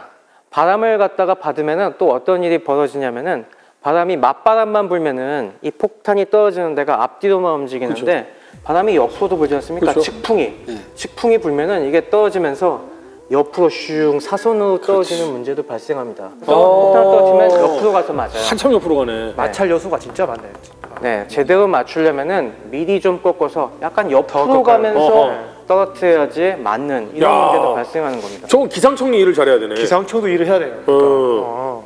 저는 기상청만 갖고 안 되고 그 현장에서 지금 바람이 동풍이 분다고 해도 실제로 현장에서는 북풍도 불었다가 서풍도 불었다가 계속 바람 방향이 바뀌고 속도는 계속 바뀌잖아요. 근데 그러니까 비행기 날아가면 이렇게 할 수는 없잖아요. 그걸 갖다가 우리가 딱 그때 풍속을 캐치해서 보정해주는 장치가 저기 들어가야 한다는 것이죠. 저 안에 들어가 있어요? 네, 그게 저 조준기 안에 다 그 기능이 들어가야지만 폭격을 할 수 있죠. 언제 일기예보 들어갔고 지금 여기 상공에 그것도 실시간으로 해야 되잖아. 우리가 폭격기 안에서 폭격수가 딱 목표를 안정되게 노릴 수 있게 하는 그 자이로스코프. 그 다음에 우리가 딱 이 세팅만 해놓으면은 지금 불고 있는 바람의 속도와 이 고도 이런 것들을 다 감안을 해서 적절한 시점에 떨어뜨릴 수 있게 그걸 재주는 그 안에 기계식 계산기가 들어가 있어요. 그 계산기 부분이 하나가 있고 그 다음에 폭탄을 살포시 최대한 넣어야 되지 않습니까? 막 뛰면서 떨어뜨리면은 이것이 어느 방향으로 튈지 모르니까 떨어뜨리기 전에 최대한 안정되게 쓱 하다가 쌍 아주 가볍게 살포시 떨어뜨릴 수 있게 하려면은 비행기를 사람이 조종하면 그렇게 하기가 힘듭니다. 여기서 필요한 게 자동 항법 장치. 오토파일럿이죠. 자동 조종 장치. 그래서 이 조준기에는 자동 오토파일럿 기능이 연동이 돼 있어갖고 딱 목표 지점에 가깝게 왔을 때는 일정 고도, 일정 속도, 우리가 재원에 맞게 많은 데이터를 통해서 수치가 이미 데이터를 알고 있는 그 고도와 속도에 맞춰갖고 그 코스에 딱 진입을 합니다. 그 다음에는 이 조종권을 오토파일럿에 넘겨요. 그리고 딱 폭격수가 그거에 맞춰서 딱 세팅해 놓으면 그 다음부터는 딱 고속도와 고높이로 쭉 일정하게 가는 겁니다. 마지막에 폭탄을 놓는 순간을 기계가 알아서 해줍니다. 딱 우리가 지정해 놓은 목표 조준선과 우리가 재원으로 딱 산출해 놓은 요 정확히 포물선을 그려서 여기 떨어지는 요 위치에 딱 맞는 순간에 저 폭탄을 떨어뜨리는 겁니다. 네. 그럼 우리가 저 궤도를 따라서 쭉 내려가서 꽝 터지는 거죠.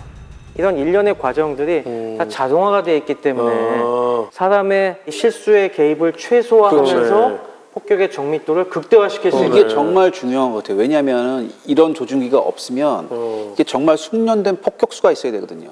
근데 이런 기계가 나오면은 폭격수의 평균적인 레벨이 평준화되면서 올릴 수 있거든요. 그다음에 훈련 시간도 짧아지고 일단 기계니까 이게 굉장히 중요한 거예요. 그럼 이거 지금 이 얘기는 저격수가 육군에서 예를 들어 저격수가 있으면 그 세팅값을 해서 놓으면 총으로 이렇게 해서 십자에 딱 맞추면 이 기계가 알아서 나중에 이렇게 가다가 십자에 딱 맞았을 때 팡 쏘는 거 아니야? 측풍이나 뭐도 다 계산해서. 근데 그러면 왜 저격수들은 이걸 안 써요? 폭격은 목표는 고정이 돼 있고 그 다음에 우리가 움직이면서 쏘는 거잖아요. 그러니까 우리가 언제 방아쇠를 당겨야 될지 갖다가 우리가 결정을 해야 되는데 저격수 같은 경우는 목표가 계속 움직이잖아요. 그러니까 쉽게 말해서 무빙 슛이 어려우냐 무빙 타겟이 어려우냐 그 생각을 하면 되지. 둘 다 어려워요. 아 죄송합니다. 근데 그래서 실제로 잘 맞았어요?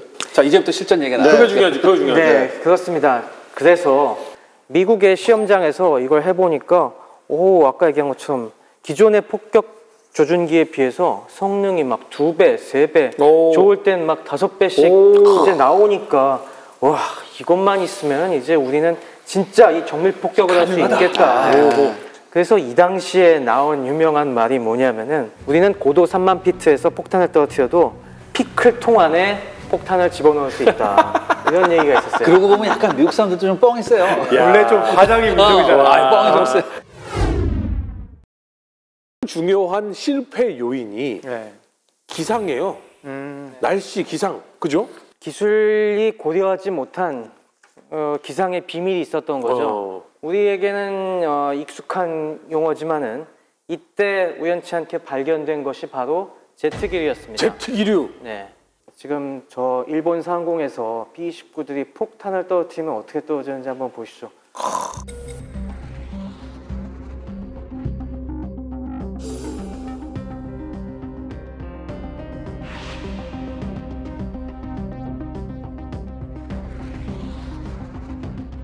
저 당시 영상인 거죠 지금? 네. 대단하다 진짜.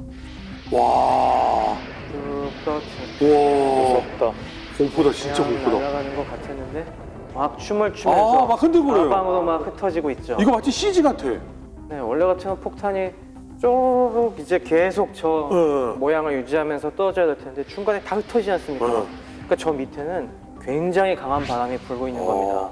노든 조준기를 그냥 쓰는 게 아니라고 했죠. 딱 우리가 일정 속도, 일정 고도를 맞추면서 갔을 때 맞게 세팅이 돼 있는 거예요. 그 속도의 한계가 보통 유럽 전선에서 많이 쓴 거는 시속 300마일이었습니다. 시속 300마일이면 대략 한 시속 500km 정도 되겠죠. 네. 그런데 여기에 오니까 B-29는 일단 속도도 빨라요. B-29는 보통 운행하는 게 시속 400마일 정도, 한 시속 600km 순항할 수 있는데 노든 조준기가 커버할 수 있는 최대 한계가 바로 그 정도까지였어요. 거기에 바람만 조금만 더 불면 안 그죠? 되는 거기다 바람이 조금 더 불면은 노든 조준기로 이제 보완할 수 있는 한계를 넘어버리는 겁니다. 근데 우리는 그런 바람이 있는 줄 전혀 몰랐는데 위에서는 폭격기 고도에서는 별로 없어 보였는데 이 중간에 떨어지는 도중에 굉장히 강한 바람의 흐름이 있었던 거죠. 미국은 제트기류가 없어요? 네, 미국에는 제트기류가 이렇게 잘 안 나타납니다. 오, 신기하다. 하지만 바로 우리의 이 한국이나 일본 이 일대에서는 제트기류가 우리의 기상에 굉장히 중요한 영향을 미칩니다. 자, 그래서 그럼 이 제트기류가 과연 정체가 무엇인지 한번 또 같이 살펴보실까요? 최승영의 밀리터리 사이언스 스쿨. 그래서 역시 실험 장치를 준비했습니다. 제트 기류를 가지고 갔어요? 제트 기류를 이해하기 위해서는 한 번에 이해가 안 되고 로봇 청소기가 있어야 돼요? 중요한 제트 기류를 만들어내는 힘의 정체를 알아야 됩니다. 항상 뭐든지 바람이 세게 불건 뭐하면 뭔가 힘이 작용하고 있다는 얘기지 않습니까? 도대체 이게 무슨 힘일까요? 그 힘을 이해하기 위해서는 일단 한 가지, 바로 코리올리의 힘이라는 걸 이해하셔야 됩니다. 코리올리? 네, 코리올리라는 사람이 이제 발견해낸 힘이라고 하고요. 코리올리스 포스라고 하고 다른 말로는 전향력이라고도 합니다. 전향력? 코리올리 포스가 왜 생기는 거냐면 바로 지구의 자전 때문에 생깁니다. 자, 요걸 갖다가 우리가 지구를 위에서 본 거라고 생각해 보십시오. 네. 그래서 지금 지구가 돌고 있는 자전을 한번 묘사해 보겠습니다.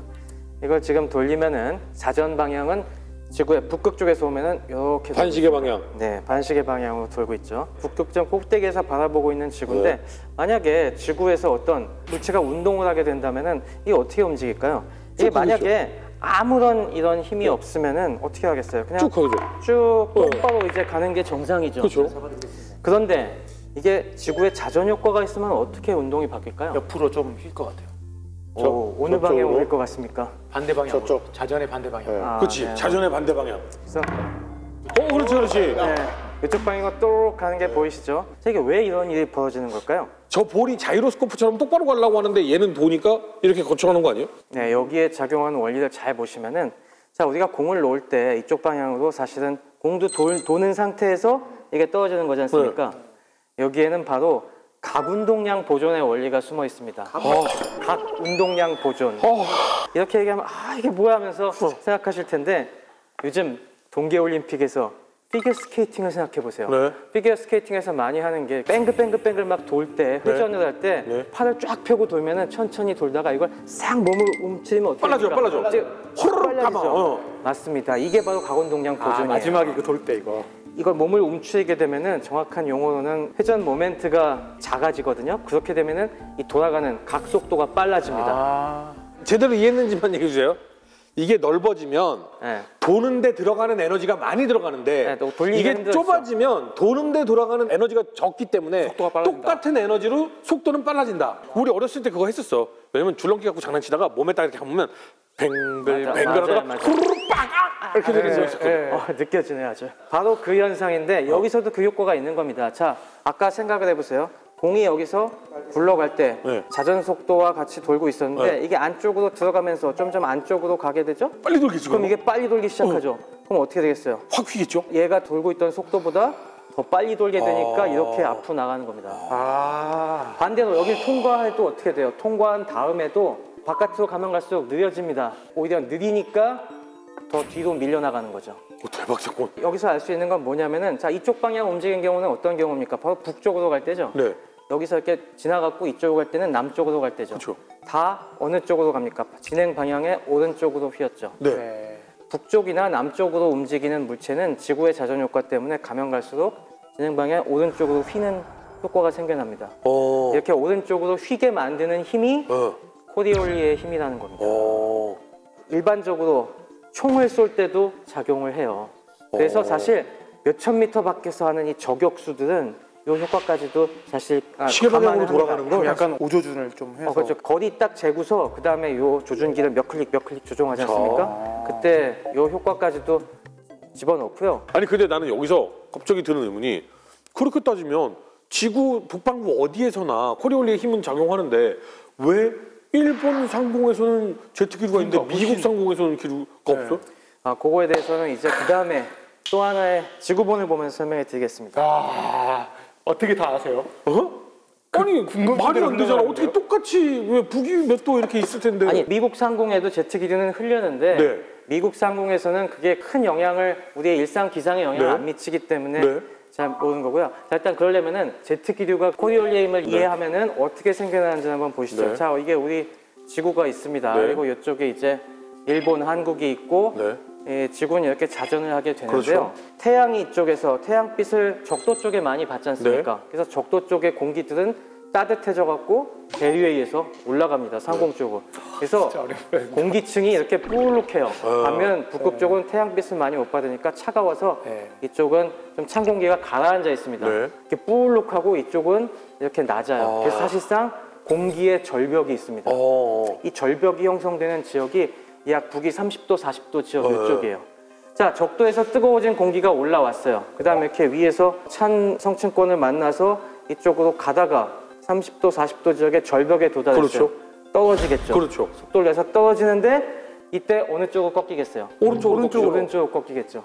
오른쪽으로 꺾이면 어느 방향으로 갑니까? 중국에서 한국 방향. 그렇죠. 중국에서 한국을 거쳐서 미국으로 가는 방향으로 바람이 이제 뱅글뱅글 도는 거죠. 바로 이 바람이 제트기류인 겁니다. 근데 이 올라가다 떨어지면서 우회전하는 이 제트기류가 일본 상공이 유독 강한 타입의 상공이군요. 네, 한국과 일본 주변에 유달리 이 제트기류가 세고 이 주변에 왔다 갔다 많이 합니다. 이거는 사실 미국이 간과한 사건이었는데 일본은 이거를 이미 알고 있었다면서요? 그렇죠. 우리가 일본이 예전부터 기초과학이 의외로 앞선 부분들이 굉장히 많이 있었는데 그 중에 하나가 사실 지구과학이라고 하는 분야죠. 다들 뭐 지구과학에 여러 가지 추억들이 있으실 텐데 좀 다들 이해가 안 돼서 고생하신 분들도 있을 것 같고 지구과학. 화산이 많다 보니까 이 화산 쪽 지질학 이런 쪽에 굉장히 또 발달해 있고 기상학이 많이 발달되어 있습니다. 태풍이 맨날 많이 와요. 그렇죠. 태풍이 나는 자연재해가 많다 보니까 이런 쪽에 일찍부터 관심을 가지고 많은 연구를 해왔는데요. 이때 일본도 처음에는 독일에서 기상학을 배워왔습니다. 그래서 독일의 유학파들이 귀국하면서 야, 우리 일본은 유럽에서 배운 것보다 훨씬 기상이 더 복잡한 것 같다. 좀 더 연구를 해봐야겠다라고 해서 독일 유학파 중에 한 명이 오이시 와사부로 박사라는 분이 있었어요.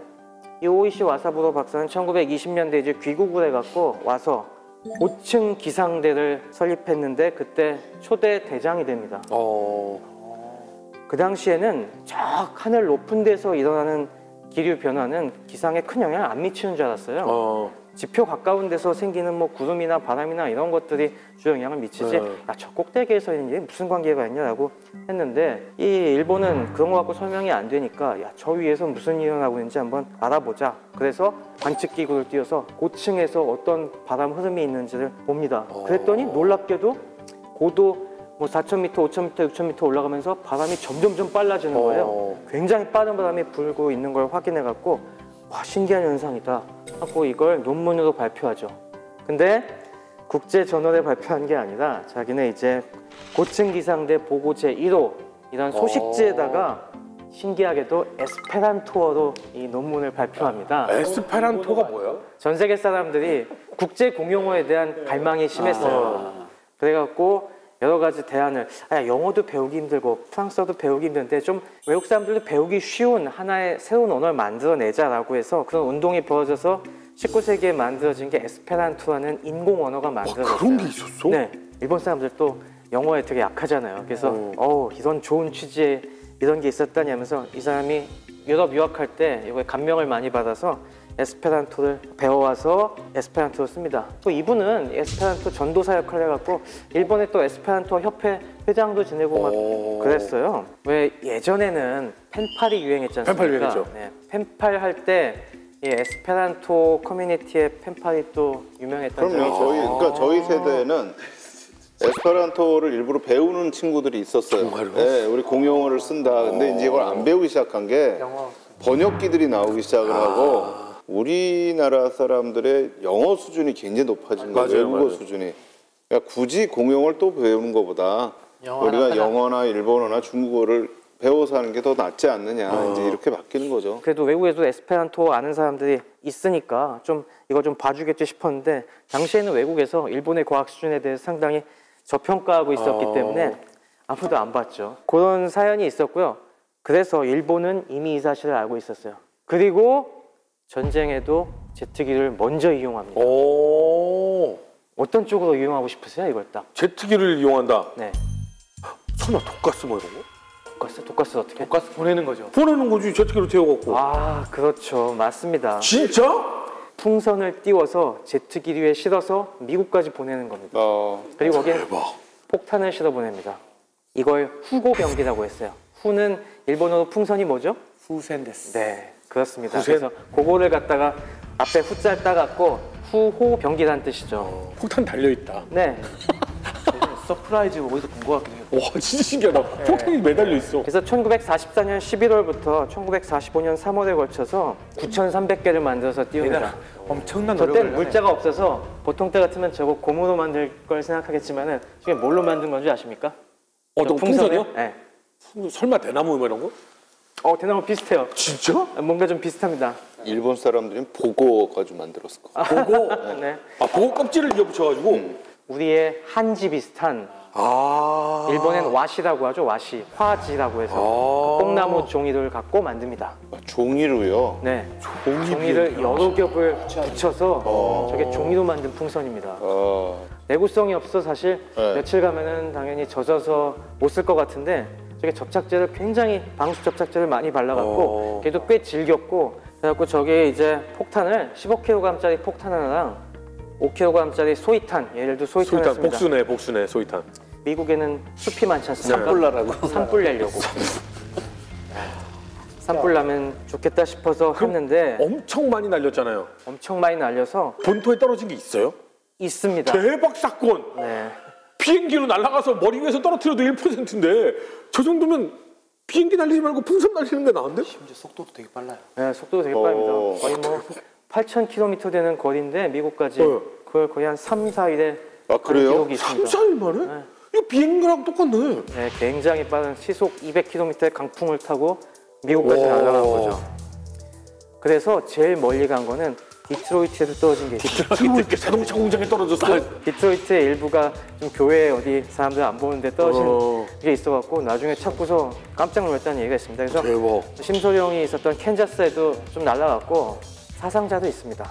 네, 이게 좀 사상자가 있다고요? 네, 안타까운 사건인데 1945년 5월 달에 5월 5일이었습니다. 그것도 마침. 어린이날이네? 네, 이때 이제 일요일이었는데 미국 서부의 오리건주에서 목사님 부부가 주일학교 학생들 5명을 데리고 자동차 몰고 소풍을 나갔는데 가다 보니까 웬 이상한 풍선이 떠져 있는 거예요. 그래서 가서 애들이니까 당연히 궁금하잖아요. 가서 애들이 갔다고? 네, 애들이 가서 야 이게 뭐냐 하면서 막 뒤적뒤적거리다가 폭발해갖고 다 죽었습니다.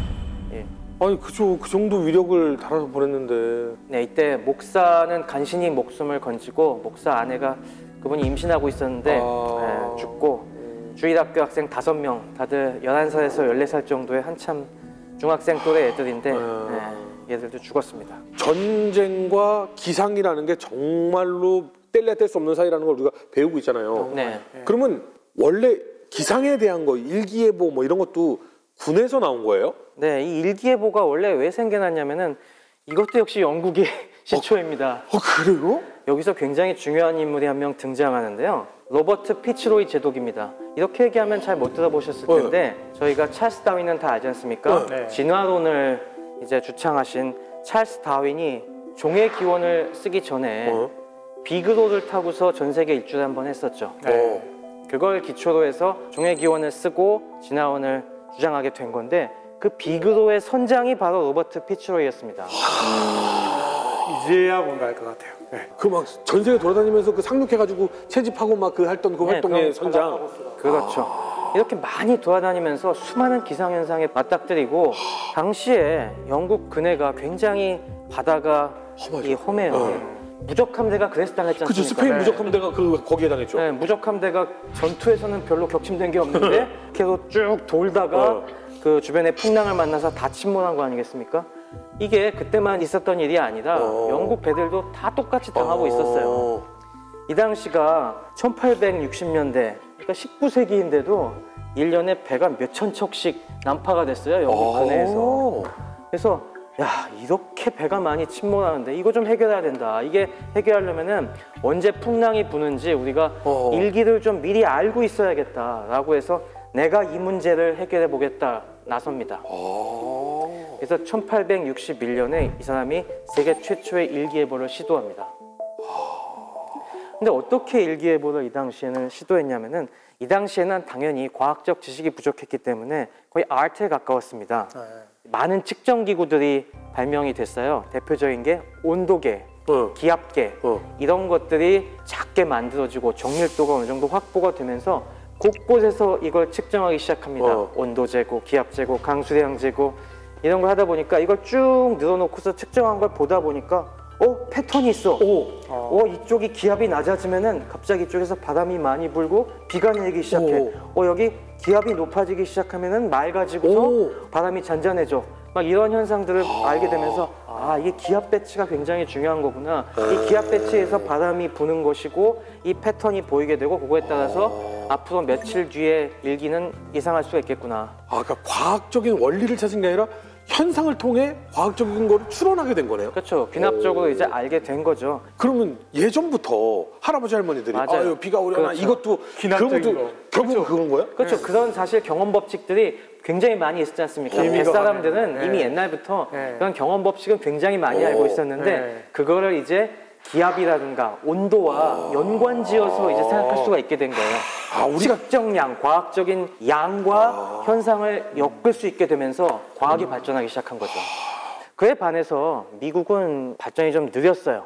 사실 미국은 2차 대전 이전까지도 기상학 인력들이 많지 않았습니다. 근데 중요성을 깨닫기 시작한 게 1차 대전 때 영국은 이제 일기예보를 열심히 해서 이렇게 작전에도 많이 써먹고 하는구나. 이제 알게 되니까 우리도 기상학 인력을 좀 육성을 해야겠다. 그래서 수천 명 단위의 거의 박사급 인력들이 양성이 돼서 육군과 해군에 골고루 배치가 됩니다. 그리고 이 사람들이 이때 어마어마한 전문가 집단이 양성이 돼서 2차 대전 이후에는 미국이 전 세계 기상학을 선도하게 되거든요. 역시 바로 이때 양성된 인력들이 진짜 전후에 큰 컴퓨터가 그때 발명이 되면서 큰 업적을 만들어냅니다. 근데 그렇다는 건 사실 이 2차 대전이 한참 진행이 될 때까지도 미국은 기상을 미리 예보한 거에 대해서는 굉장히 약했다라는 건데 그럼 이것에 대해서 피해도 크게 입은 적이 있어요? 그렇죠. 이 부분에서 미국이 역량이 아직 부족했던 점 때문에 큰 곤경을 겪습니다.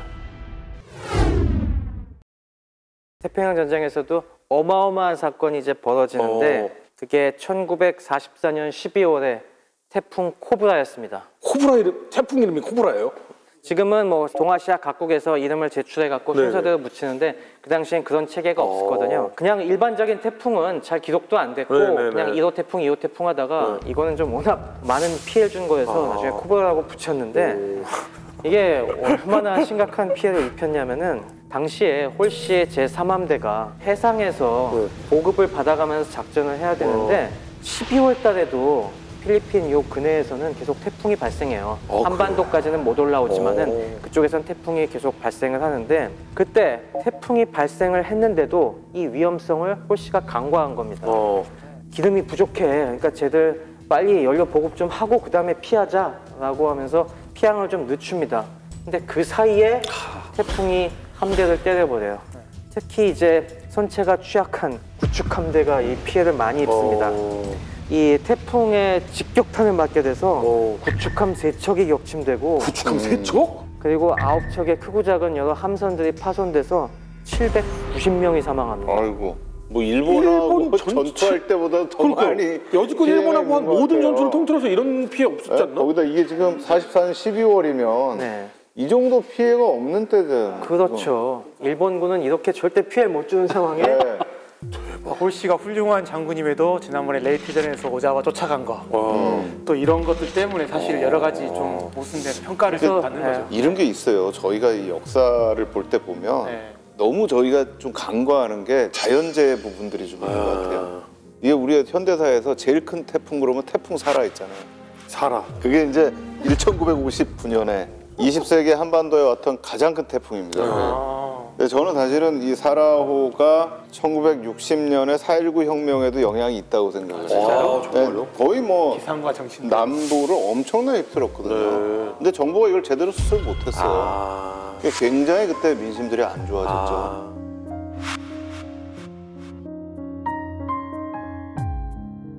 그러니까 이 역사를 보면서 자연재해, 기후 이런 부분들이 너무나 중요하다라는 거 항상 저는 좀 염두에 둬야 될 것 같아요. 역사상 밀란이나 어떤 뭐 민중봉기가 일어난 거의 모든 것들은 이전 해나 그 해에 기근이 그렇죠. 경우가 많죠. 네, 그게 있었습니다. 근데 대단하네요. 정말 이런 정도 피해를 입었다는 거는. 홀씨의 치욕 약간 이런 느낌인데. 저희가 막 미국의 뭐 쇼미더머니 뭐 미국의 힘 막 이랬는데 그냥 태풍 하나에 그냥 날아가네요.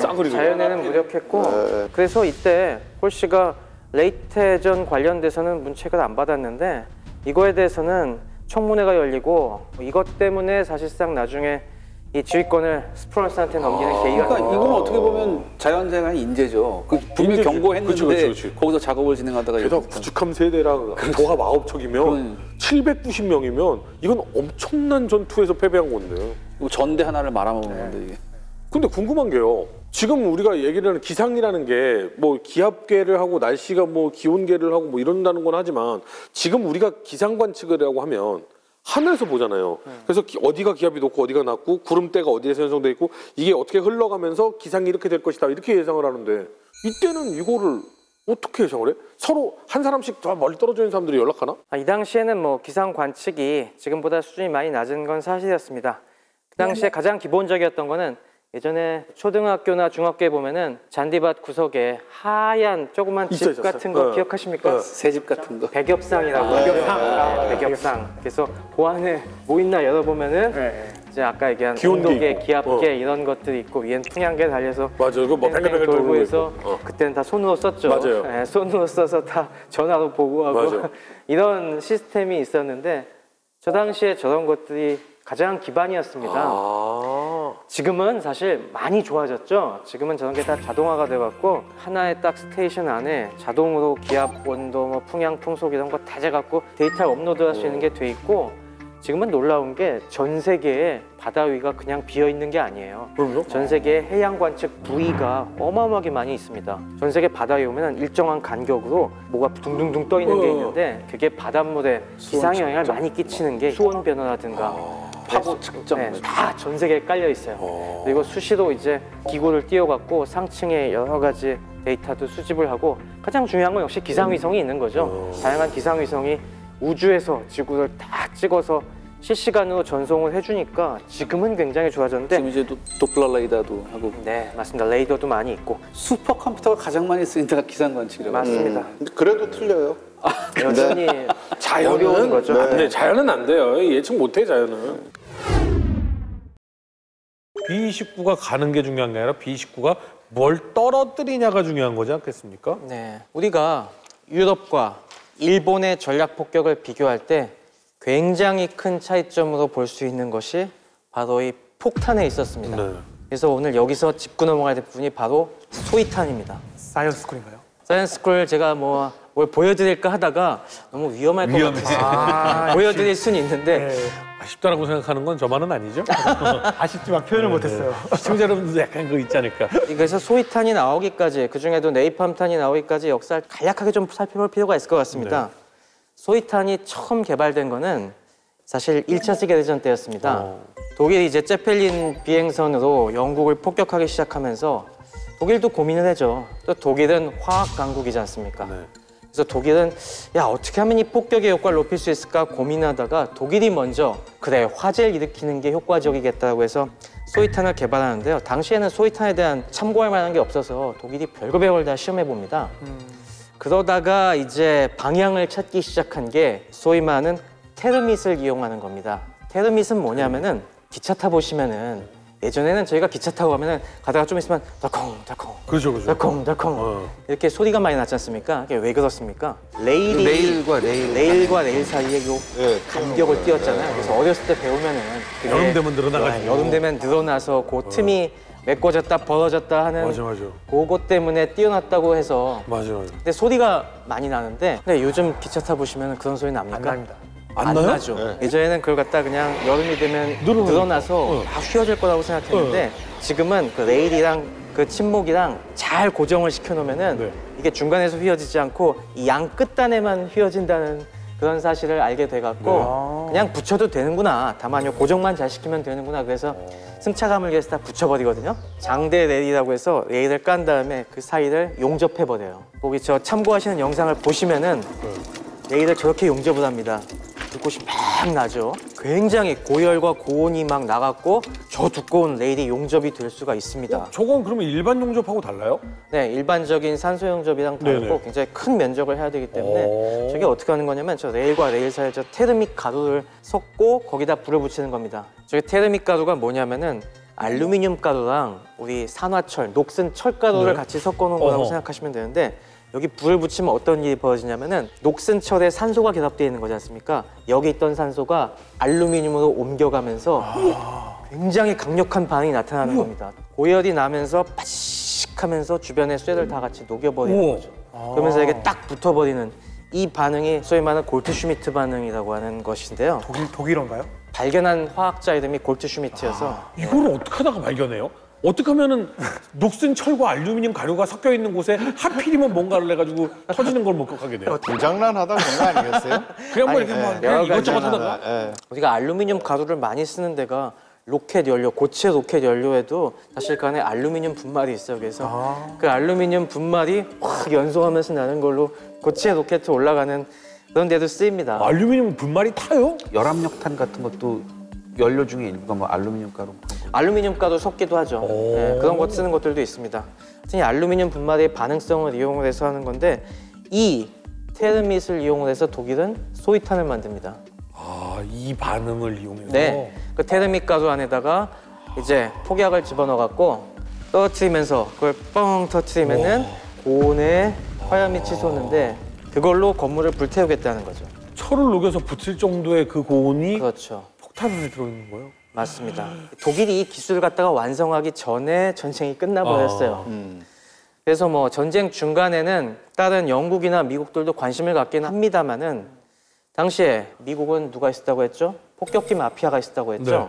정밀 폭격을 선호하기 때문에 소위탄에 좀 시니컬했습니다.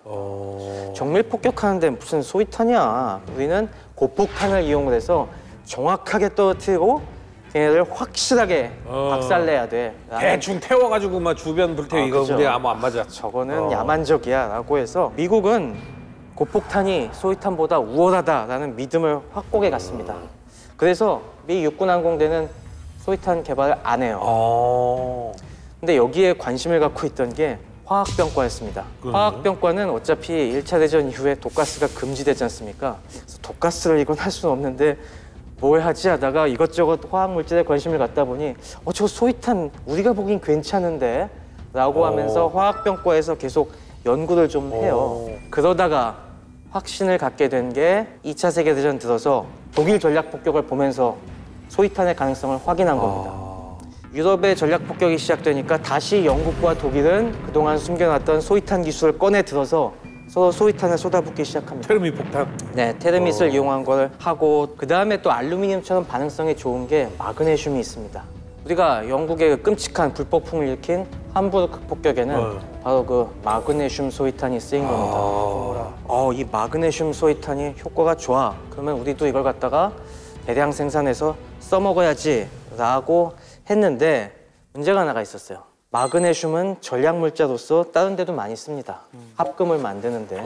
그러니까 소위탄 그렇게 많이 만들 정도로 펑펑 끓어오기가 쉽지 않은 거예요. 그래서 어떻게 하면은 이걸 좀 더 우리가 저렴한 비용으로 효과적으로 불을 낼 수 있을까 계속 고민할 때 힌트를 준 게 바로 화염방사기였습니다.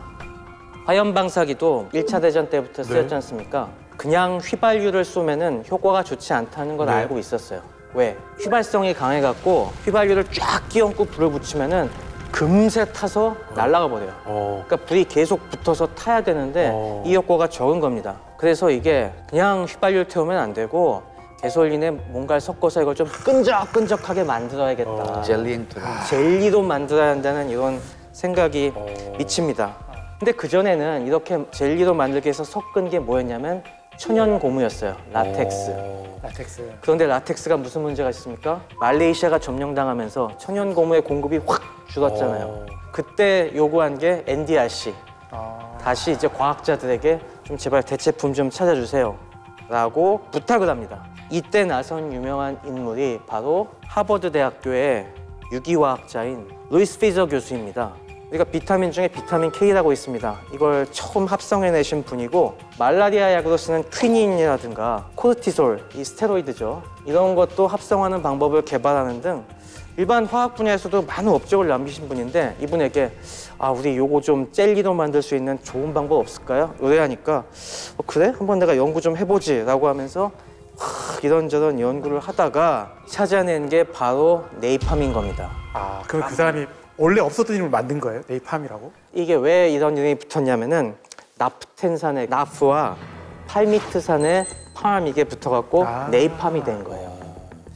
그래서 요때 만든 게 휘발유, 개솔린을 젤리로 만들어주는 파우더, 분말을 만들어냅니다. 이걸 섞으면 어떤 효과가 있는지 영상도 있습니다. 자, 저게 개솔린인데 개솔린에다 지금 깡통을 깝니다. 그래서 그 가루를 갖다가 섞고 계속 저으면은 저게 점점 끈적끈적해집니다. 그래서 끈적끈적해지면은 바로 저 영상에 저렇게 탱탱볼처럼 저런 젤리가 됩니다. 어떻게 저렇게 되는 걸 어떻게 찾아낼까? 아, 그런 게 과학자. 저거 보면 저런 거는 그냥 보급하기 쉽나요? 나중에는 저런 것들을 아예 뭐 그냥 분말만 지급해서 현장에서 그 개솔린에다 그 막 섞어갖고 즉석 네이팜 만들어서 그냥 떨구는데 저 때는 뭐 물론 후방에서 만들어서 저렇게 포장을 해서 갖고 가는 경우가 많았습니다. 막 들러붙어서 계속 불타고 있어 그냥. 아니 저는 이제 이해가 되는 게 그 6.25 때 지평리 전투에서 24년대 전투단이 네이팜 드럼통에 넣어가지고 터뜨리잖아요. 그래서 네, 맞아요. 이제 이해가 됐어요, 그게. 아, 그게 가능한 이유. 가솔린처럼 폭발성이 강한 것들이 젤리처럼 어디 들어붙어갖고 예. 계속 뭐 한 번에 폭발하는 게 아니라 계속 탄다고 생각해 보십시오. 예. 이거 얼마나 끔찍한 그러니까요. 무기가 지금 되겠습니까? 영상을 보면 어떤 이렇게 붙어 있다가 요거를 톡 떨굴 수 있는 게 아니라 밀면 또 액체처럼 쭉 퍼져버려. 예. 징그럽다. 자, 이걸 어떻게 젤리로 만드는지 화합문을 찾았습니다. 그 다음엔 이걸 어떻게 하면은 가장 효과적으로 적의 목표를 태울 수 있는 이런 용기를 만들 것인가도 이제 고민을 시작해요. 그건 이제 스탠다드 오일이랑 같이 연구를 진행합니다. 그래서 개발된 것이 M69 소위탄입니다. M69. 저 M69 소위탄의 어떤 원리인지 영상을 한번 보시죠. 저 M69 소위탄 안에는 많이 들어있네 뭐고. 네, 집속탄이죠. 저 안에 M69 소위탄이 들어가 있는 겁니다. 하나하나씩. 와 저렇게 많아. 19발. 위에서 오면 19발, 저게 2단으로 쌓여 있어서 38발이 들어가 있습니다. 저 안에는 그러면 네이팜이 들어가 있고요. 저 안에 네이팜이 저렇게 젤리가 충전이 돼 있는 거고요. 저 밑에 신관이 들어가 있습니다. 비닐도 막 해놓은 것 같아, 이렇게. 와. 그리고 저 안에 TNT가 들어가 있습니다.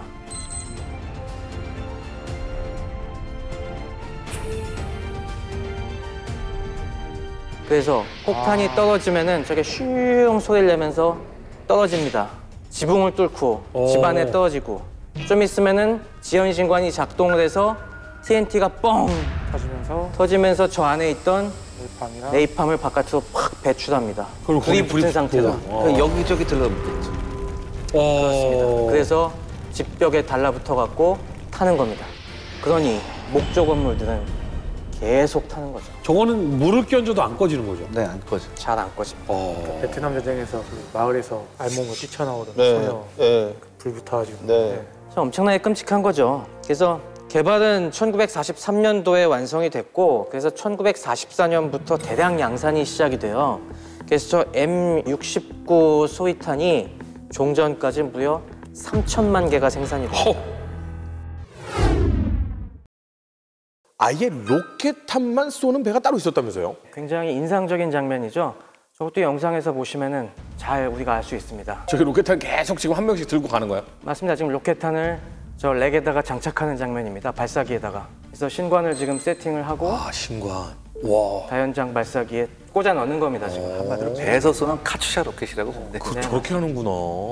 저 상륙정이 뭐냐면은 중형 상륙함급이었는데 이걸 갖다가 만들어 놓고 보니까 저 로켓탄 쏘기 좋겠다라고 해서 이 랜딩쉽 미디엄 중에서 한 60척 정도를 저는 아예 로켓 발사 전용 플랫폼으로 개조를 합니다. 그래서 저렇게 많은 로켓탄을 꽂아서 저게 1분에 무려 500발 정도를 쏠 수가 있었어요. 저 많은 양을 쏘면서 자, 쏘는 걸 보십시오. 어마무시하게 날아가고 있죠. 저거 진짜 강철 비료. 진짜 그냥 무슨 기관총 쏘듯이 날아간다. 네, 저 로켓탄 관련돼서는 사실 여러 가지 사연이 있습니다. 저걸 해병대에서 먼저 도입하기 시작했는데 해병대가 먼저 도입한 이유가 있습니다. 원래 해병대는 상륙을 해야 되니까 무거운 짐을 갖고 가기가 쉽지가 않아요. 그래서 포도, 대구경 포를 들고 갈 수가 없어서 공수부대와 해병대가 그런 문제가 있기 때문에 많이 쓴 게 75mm 곡사포인데 이 75mm 곡사포는 너무 작아서 화력이 약하지 않습니까? 그래서 이 화력이 너무 약하다. 일본군은 저렇게 동굴진지에 들어서서 우리를 공격하고 있는데 좀 엄청난 양의 화력을 퍼볼 수 있는 뭔가가 필요하다라고 해서 이 해병대 쪽에 로켓탄이 먼저 도입이 됩니다. 저것들은 단시간에 많은 양을 쏟아부을 수가 있고 그만큼 이른바 이제 광역제압. 네, 광역제압이 가능하고 그만큼 대구경을 만들 수가 있죠. 저기 쓴 로켓이 HVSR이라고 하는 로켓입니다. High Velocity Spin Stabilized 로켓. 직경이 5인치, 12.5cm 정도 되고요. 앞에 탄두에 TNT가 한 3.4kg 정도 들어갑니다. 그러니까 105mm 곡사포와 155mm 한 중간 정도의 양이 들어갑니다. 저런 것들을 저렇게 한꺼번에 수십 발, 수백 발을 쏠 수가 있으니까 진짜 어마무시한 화력을 투사할 수가 있는 거죠. 그러니까 이렇게 보면은 이 로켓탄은 굉장히 가격이 저렴한 일반 포탄에 비해서. 그래서 가성비가 굉장히 좋은 거죠. 그런데 사실 이 로켓탄 개발 역사에도 재밌는 얘기가 있습니다. 전쟁이 시작할 당시에 미국은 이 로켓탄에 있던 후진국이었어요. 원래 1920년대 미국이 좀 선구적인 연구를 하긴 했는데 이 전간기에 연구를 다 때려치워버립니다. 그 사이에 영국이나 독일이나 또 소련이 로켓탄을 개발해서 잘 아시다시피 독소전에서 활약한 카츄샤 로켓 같은 거 아니면 독일의 네벨베르퍼 같은 이런 로켓탄이 활약할 때 미국은 기술이 없어갖고 손만 빨고 있었죠. 그때 역시 도와준 것이 영국입니다. 영국이 이제 그 티자드 미션 할 때 그때도 사실 로켓탄 기술을 전수해줬어요. 그동안 갈고 닦은. 영국이 아주 그냥 업어 키웠어요. 그때 이제 넋죽 감사합니다 받아서 우리 빨리 쫓아가야 돼 라고 해서 역시 이 갈군 과학자들이 칼텍의 과학자들입니다. 칼텍에서 나서서 칼텍이 지난번에 항공오도에도 큰 역할을 했었죠. 근데 이제 이 로켓탄 개발에도 나서갖고 국산화하고 그 다음부터는 미국의 산업력을 살려서 어마어마한 양을 대량 생산해서 저렇게 배치할 수가 있었죠. 그래서 저 당시에는 저렇게 배에서 쏘는 로켓탄 HVSR도 있었고 콜세어 있지 않습니까? 함재기 콜세어가 이 트레이드마크가 로켓탄이었죠. 그건 HVAR이라고 하는 건데요. 거기서도 이 로켓탄을 쏴서 함정들을 초토화시키는 그러니까 모습을 볼 수 있고. 역시 콜세어 날개에는 로켓탄이 쫙 달려 있어야 돼. 그래서 좀 멋있었어요. 그렇죠. 여기도 보시면은 항공기에 다는 것들은 요 로켓탄 끝에 날개가 있지 않습니까? 근데 저긴 날개가 없었죠. 왜 없었을까요? 날개가 없으면은 이게 안정하게 날아가지 못할 것 같은데. 안에 뭐 스테빌라이저가 있었던. 네, 그렇죠. 저거는 스핀 스테빌라이저라고 해서 저 뒤에 보시면은 후미에 뒤로만 가스를 쏘는 게 아니라 옆으로 쏘는 게 같이 있습니다. 그래서 구멍이 좀 뚫려 있는 것 같아요. 네, 그래서 추진력의 상당수는 앞으로 나가는 데 쓰지만 일부는 이걸 스핀을 주는 데도 씁니다. 그래서 이렇게 로켓으로 스핀도 주면서 앞으로도 나가는. 그러니까 모든 나라가 내가 이런 말하면 좀 그런데 최 박사님 앞에서 모든 날아가는 물체는 회전을 하면은 안정되잖아요. 우리 그거 배웠잖아요. 돌면은 일직선으로 한다고. 무시할 수 없는 요소가 바로 이 일본군의 화력인데, 야, 이 화면에 보이는 걸 딱 보면은 이게 일본군 맞아? 약간 이제 이런 생각이 들 정도로 일본군에게 어마어마한 포병의 화력이 가지고 있습니다. 그래서 지난번에 이 기자님께서 사이판 전투 때 아껴놨던 박격포도 이때 활용이 됐고요. 120문이나 지금 보유하고 있고, 또 다른 특징은 일본군 포병의 주력이 5포병단인데 훈련이 대단히 잘 돼 있었습니다. 사실 포병은 그 무기 자체도 중요한데 그걸 얼마만큼 숙달도가 되게 중요하거든요. 그렇죠. 그리고 일본군의 포병의 또 다른 활용 방식은 대부분 동굴 진지 속에 숨겨져서 운영을 했다. 즉 이거는 미군의 화력으로부터 미국의 포병이나 아니면 공중 공격으로부터 아군의 포병이 방어받았다. 이게 굉장히 효과적이었어. 그렇죠. 그냥 동굴을 판 게 아니라 이제 콘크리트로 좀 보강한 데가 있거든요. 네. 근데 사실 이때 일본은 원자재가 부족해서 철근 콘크리트는 많이 쓰지 못했어요. 그래서 일반 콘크리트로 했는데 일반 콘크리트도 포탄에 견디는 게 굉장히 좋아요. 그래서 동굴 하나하나에 숨어있던 일본군 저 화력을 그야말로 보병이 가서 하나하나 제거해야 되는 그런 상황. 전혀 어떤 폭격이나 공중 폭격에 의해서는 제거하기 굉장히 불가능한 상황. 그래서 마지막으로 미군이 왜 이렇게 힘들었나? 세 번째 요인이 바로 말씀하신 이제 동굴 진지입니다. 미국의 사실 어마어마한 화력은 요새 밖에서 이제 움직이고 있는 일본군에게는 효과적이었지 숨어버린 일본군에게는 그만큼의 효과가 없었다라는 게 좀 포인트일 것 같습니다. 그러니까 이런 교훈이 다 반영돼서 나온 게 벙커버스터예요.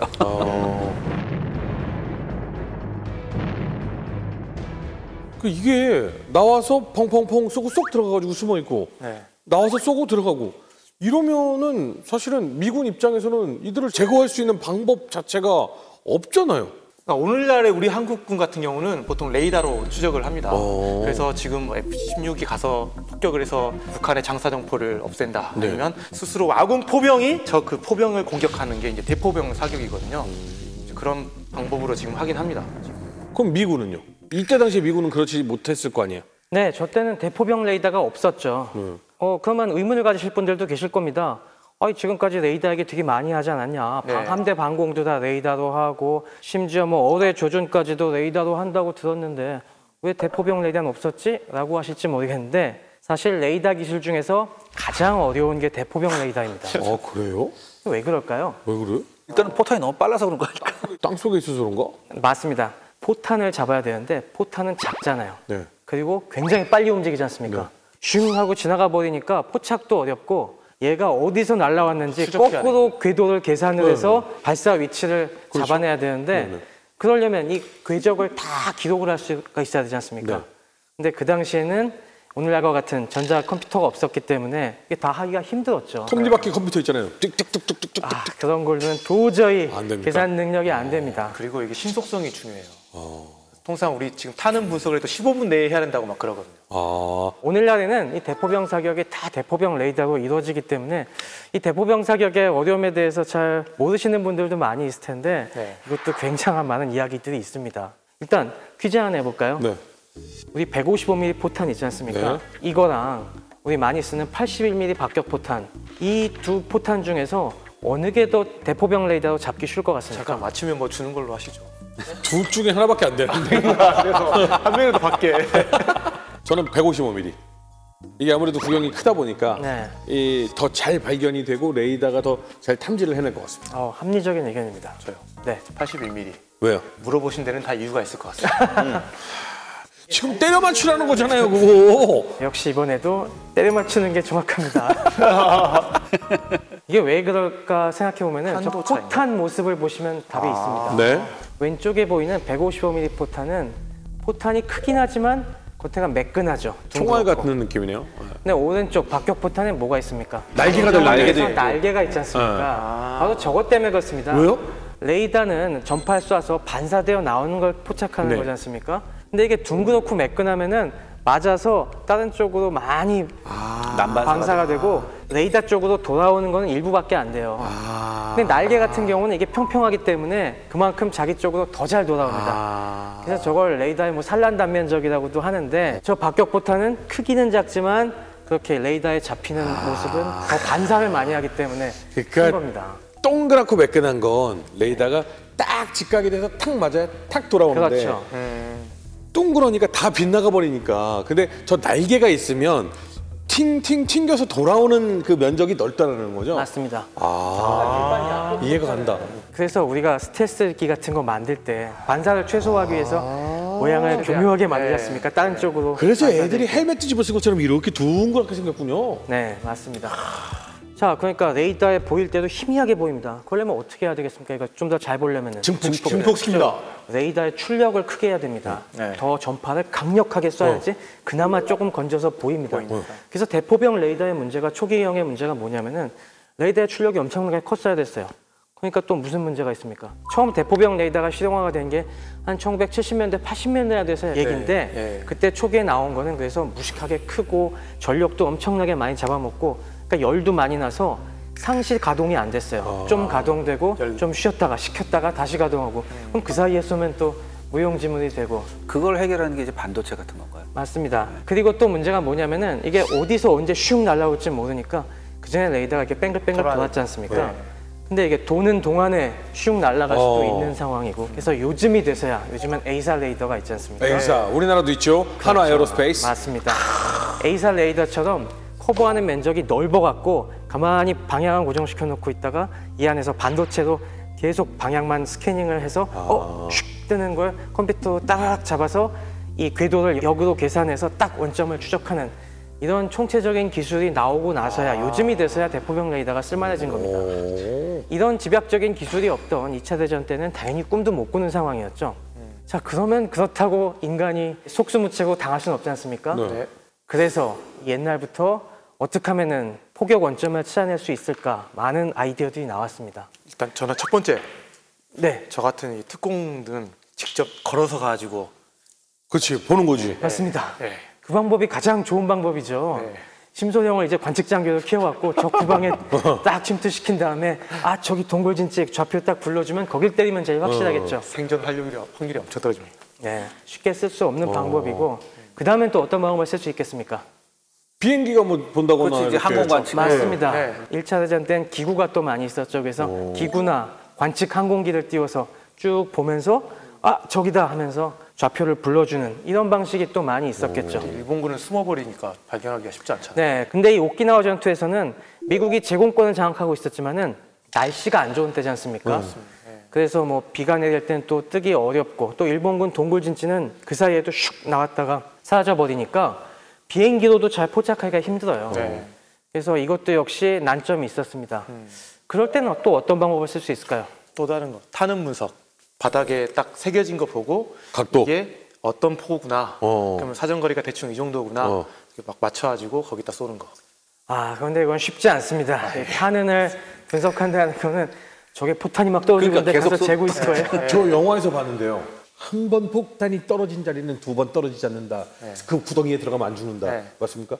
뭐 확률이 좀 적은 건 사실인데 그렇다고 뭐 맨날 그렇게 하고 있으라고 할 수는 없죠. 우리 군에서 10년 전만 하더라도 타는 분석 경연대회 같은 걸 했어요. 네. 근데 저는 그 원리가 이해가 잘 안 돼가지고. 아, 타는 분석도 중요하긴 한데 이게 뭐 타는이 잘 남는 맞습니다. 땅 네. 자체가 그래야 돼요. 네. 땅 자체가 물러갖고 저렇게 장마철돼 갖고 질퍽질퍽한 땅에 아무 의미가 떨어진 타는 갖고는 저거 없어요? 힘들죠. 열 측정. 열 측정. 아, 저때 열화상 카메라 같은 게 있었으면 좋았을 텐데 그런 게 없었으니까. 없었군요. 네, 안 됐습니다. 연기. 연기 안 나죠, 연기. 이번에. 연기도 있습니다. 조금 더 확실한 거는 소리. 그렇죠. 소리도 있습니다. 자, 그래서 설명을 드리도록 하겠습니다. 이 정도 나왔으면은 대포를 쏘면은 뭐가 반짝하죠? 섬광이 나오죠. 포구에서.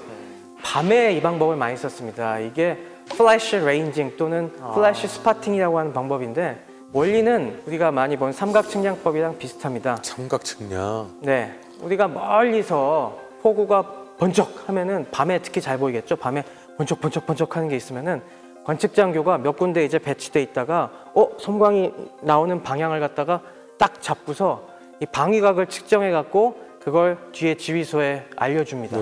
그럼 어떻게 되겠습니까? 그 방위각을 다 모아서 이 지휘소에서는 그걸 갖고 지도에다가 작도해 볼 수가 있겠죠. 저게 그 데이터를 모아서 작도하는 모습입니다. 저 동그란 판에 지금은 4군데 관측장교가 배치돼 있어갖고 거기서 지금 성광이 관측됐습니다. 몇 도 불러주면은 그 몇 도대로 그 판 위에다가 그려보면은 점이 만나겠죠. 만나는 지점에 적이 있다는 건 아는 겁니다. 근데 거기가 있는 걸 알아도 네.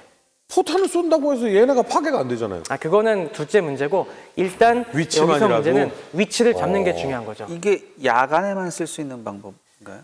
야간에 주로 많이 쓰고 주간에도 씁니다. 주간에도 아무래도 주간에도 약간의 불빛은 있을 수 있고 연기도 좀 나고 하는데 연기는 또 날씨가 흐리면 안 보이고 또 산 뒤에서 쏘면 잘 안 보이고 그렇기 때문에 제한이 많죠. 이건 좀 탁 트인 데서나 쓸 수 있는 방법이고 제한이 많습니다. 그래서 이 오키나와 전투에서는 다른 방법을 많이 씁니다. 남은 게 뭐가 있죠? 레이더는 아니고 아까 말씀하셨던 소리. 네. 그렇죠. 소리입니다. 소리요? 네. 여기도 그러면 열심히 듣고서는 150mm. 3km? 뭐 이렇게. 소리를 듣고서 그 거리가 그냥 나오는 건 아니기 때문에 몇 가지 교묘한 방법을 썼습니다. 이게 1차 세계대전 때 참호전 엄청나게 서로 포를 때려대지 않습니까? 그때 영국과 독일 양쪽에서 개발한 방법이에요. 그 원리를 한번 설명드리도록 하겠습니다. 이거는 우리가 사운드 레인징, 호성 측거라고 하는데요. 자, 일단은 적에 포가 있을 것 같은 방향에다가 그거에 수직한 방향으로 아군 전선에 마이크를 깔아놓습니다. 마이크를 보통 6개를 한 조로 깔아놓습니다. 6개를 쭉 늘어놓은 다음에 호성이 뻥 울리면은 그 마이크의 소리가 찌직 기록이 되겠죠? 그럼 이 전선을 다 지휘소로 연결해갖고 거기서 나는 마이크에서 잡힌 소리를 하나의 긴 쭈루루룩 찍혀 나오는 종이에다가 플랫을 합니다. 우리 지진계 보면은 이렇게 쭉 가다가 지진이 나면 지직 이렇게 막 움직이지 않습니까? 딱 그겁니다. 그래서 호성이 울리면은 저 각각의 마이크에 연결된 저 침에 지직 울리면서 신호가 잡힙니다. 저기는 보시면은 위에부터 M1 첫 번째 마이크, 두 번째, 세 번째에서 6번째까지. 자, 보면은 M3와 M4에 제일 먼저 소리가 들렸습니다. 찌직하면서. 그 다음 1초가 지나서 M2와 M5의 소리가 잡혔습니다. 그 다음에 2초가 더 지난 뒤에 M1과 M6의 소리가 잡혔습니다. 자, 이러면은 그 위치가 어디 있을까요? 그걸 찾는 방법은 소리의 속도를 갖고 계산할 수가 있습니다. 자, M1부터 표적지까지의 거리를 D1, M2부터 표적지까지를 D2, M3부터의 거리를 D3라고 하면은 소리는 섭씨 20도씨에서 1초에 343m 가거든요. 그러면은 저 D1과 D2 사이의 거리는 얼마겠습니까? 686? 맞습니다. 2초 차이가 있지 않습니까? 그러면 D2와 D3는 얼마만큼 차이가 있겠습니까? 거리가. 그럼 343m 차이. 그렇죠. 맞습니다. 왜 맞췄는지를 몰라. 그렇죠. 그럼 M1과 M3는 3초 차이가 있으니까 1200. 그러면은 1026m가 되겠죠. 저걸 이용을 해서 역시 큰 지도에 저 조건을 갖고 콤파스로 그어보는 겁니다. 아, 너무 재밌다. M1, M2, M3, M4, M5, 6까지의 위치에서 저 조건에 맞게 D1은 D2보다 686이 더 길고 D2는 D3보다 343이 더 기니까 그만큼 콤파스를 이용해서 찍 거보는 거예요. 그래서 컴파스가 서로 겹치는 데를 찾아서. 그러니까 예를 들면 686m가 더 긴 거리를 동그라미로 이렇게 그리고 D2에서 이렇게 동그라미를 그리고 이렇게 그리면 이 동그라미들이 만나는 점이 있다는 거예요? 맞습니다. 저거는 조금 더 난이도가 있는 게 뭐냐면은 D3의 거리는 처음에 몰라요. 하지만 D2와 D3의 차이는 알 수 있다는 거죠. D1과 D2의 차이는 알 수 있고 그러니까 D3의 거리를 바꿔가면서 그거보다 이 686만큼 더 긴 M2로부터 원도 그려보고 D1에서는 1026만큼 더 긴 원도 그려봐서 그걸 계속 바꿔가면서 그려보다가 이 세 군데서 그린 원이 한 점에서 만나면은 그게 바로 포격 원점이 되는 거죠. 여기서 업다운 게임이 나온 거군요. 그렇죠. 그잖아. 대박. 여기서 100m인데 안 맞아. 자, 업. 이렇게 하다가 넘쳐. 그럼 다운. 이렇게 해가지고 맞추는 거잖아요. 맞아요. 저게 이 야전 지휘소에서 2명이 열심히 저걸 그리고 있는 겁니다. 저 사람들은 아마도 수학과나 뭐 통계학과나 그런 이공계열의 그 숫자를 다루는 친구들이겠네요. 아마 그랬겠죠. 근데 예를 들어서 저게 좀 이론상이면 포 하나가 쐈을 때 마이크 6개를 놨다는 거잖아요. 네. 근데 진짜 실제 전장에서는 다양한 종류의 포탄이 나가고 다양한 구경의 포를 쏘고 그다음에 포 하나만 쏘는 게 아니라 여러 대가 동시에 쏠 경우도 있고 여러 가지 경우가 있잖아요. 맞습니다. 네. 그런 것 때문에 원래 이제 어마어마한 포격이 이루어질 땐 저게 쓰기가 어려운데 산발적인. 일본군은 동굴진치에서 쏘니까 이런 대량 사격을 못해요. 한 발이 나와서 몇 발 빵빵 쏘고 쏙 들어가고 하니까 저런 식으로 좁혀서 생각할 수가 있었다는 거죠. 그리고 저기 사람들이 저렇게 붙어 있는 게 당연히 저 깨끗하게 저 기록이 안 됩니다. 그래서 요걸 막 보면서 이건 노이즈, 아니 이건 지워. 그래서 막 그런 걸 판단하는 사람들이 저기다 들어가 있는 거고 저 방법을 그래서 사운드 레인징이라고 합니다. 효과가 있었나요, 어느 정도? 어느 정도 효과가 있었습니다. 1차 대전 때도 저걸로 많이 잡았고 사실 에러가 높을 수밖에 없습니다. 방금 샤를 공께서 말씀하신 것처럼 그런 요인도 있고 문제는 소리가 똑바로 안 나가요. 잘 아시겠지만은 우리 밤에 멀리 있는 기차 소리가 잘 들리고 낮에는 잘 안 들리지 않습니까? 이게 공기의 온도가 변하면은 밀도가 변해서 소리가 곧바로 나가는 게 아니라 휘거든요. 그래서 그 휘는 효과들 때문에 보정도 많이 해줘야 되고 계산이 간단한 게 아니에요, 절대. 소리가 휘어요? 네. 그러면 소리를 눈으로 볼 수 있다면 낮에는 소리가 이렇게 가고 막 그래요? 맞습니다. 낮에는 이렇게 기차가 가면은 소리가 이렇게 하늘로 솟구치고 밤이 되면은 이렇게. 그래서 땅으로 밤에 내려옵니다. 소리가 잘 들리나요? 네, 맞습니다. 저는 밤에는 조용해서 소리가 잘 들리나 했더니 나도. 아닙니다. 원장님 아셨어요? 아니 나도 그렇게 생각했어요. 원장님 빛이 막으면 소리가 못 가는구나. 문과는 나이에 상관없이 이게 신기해.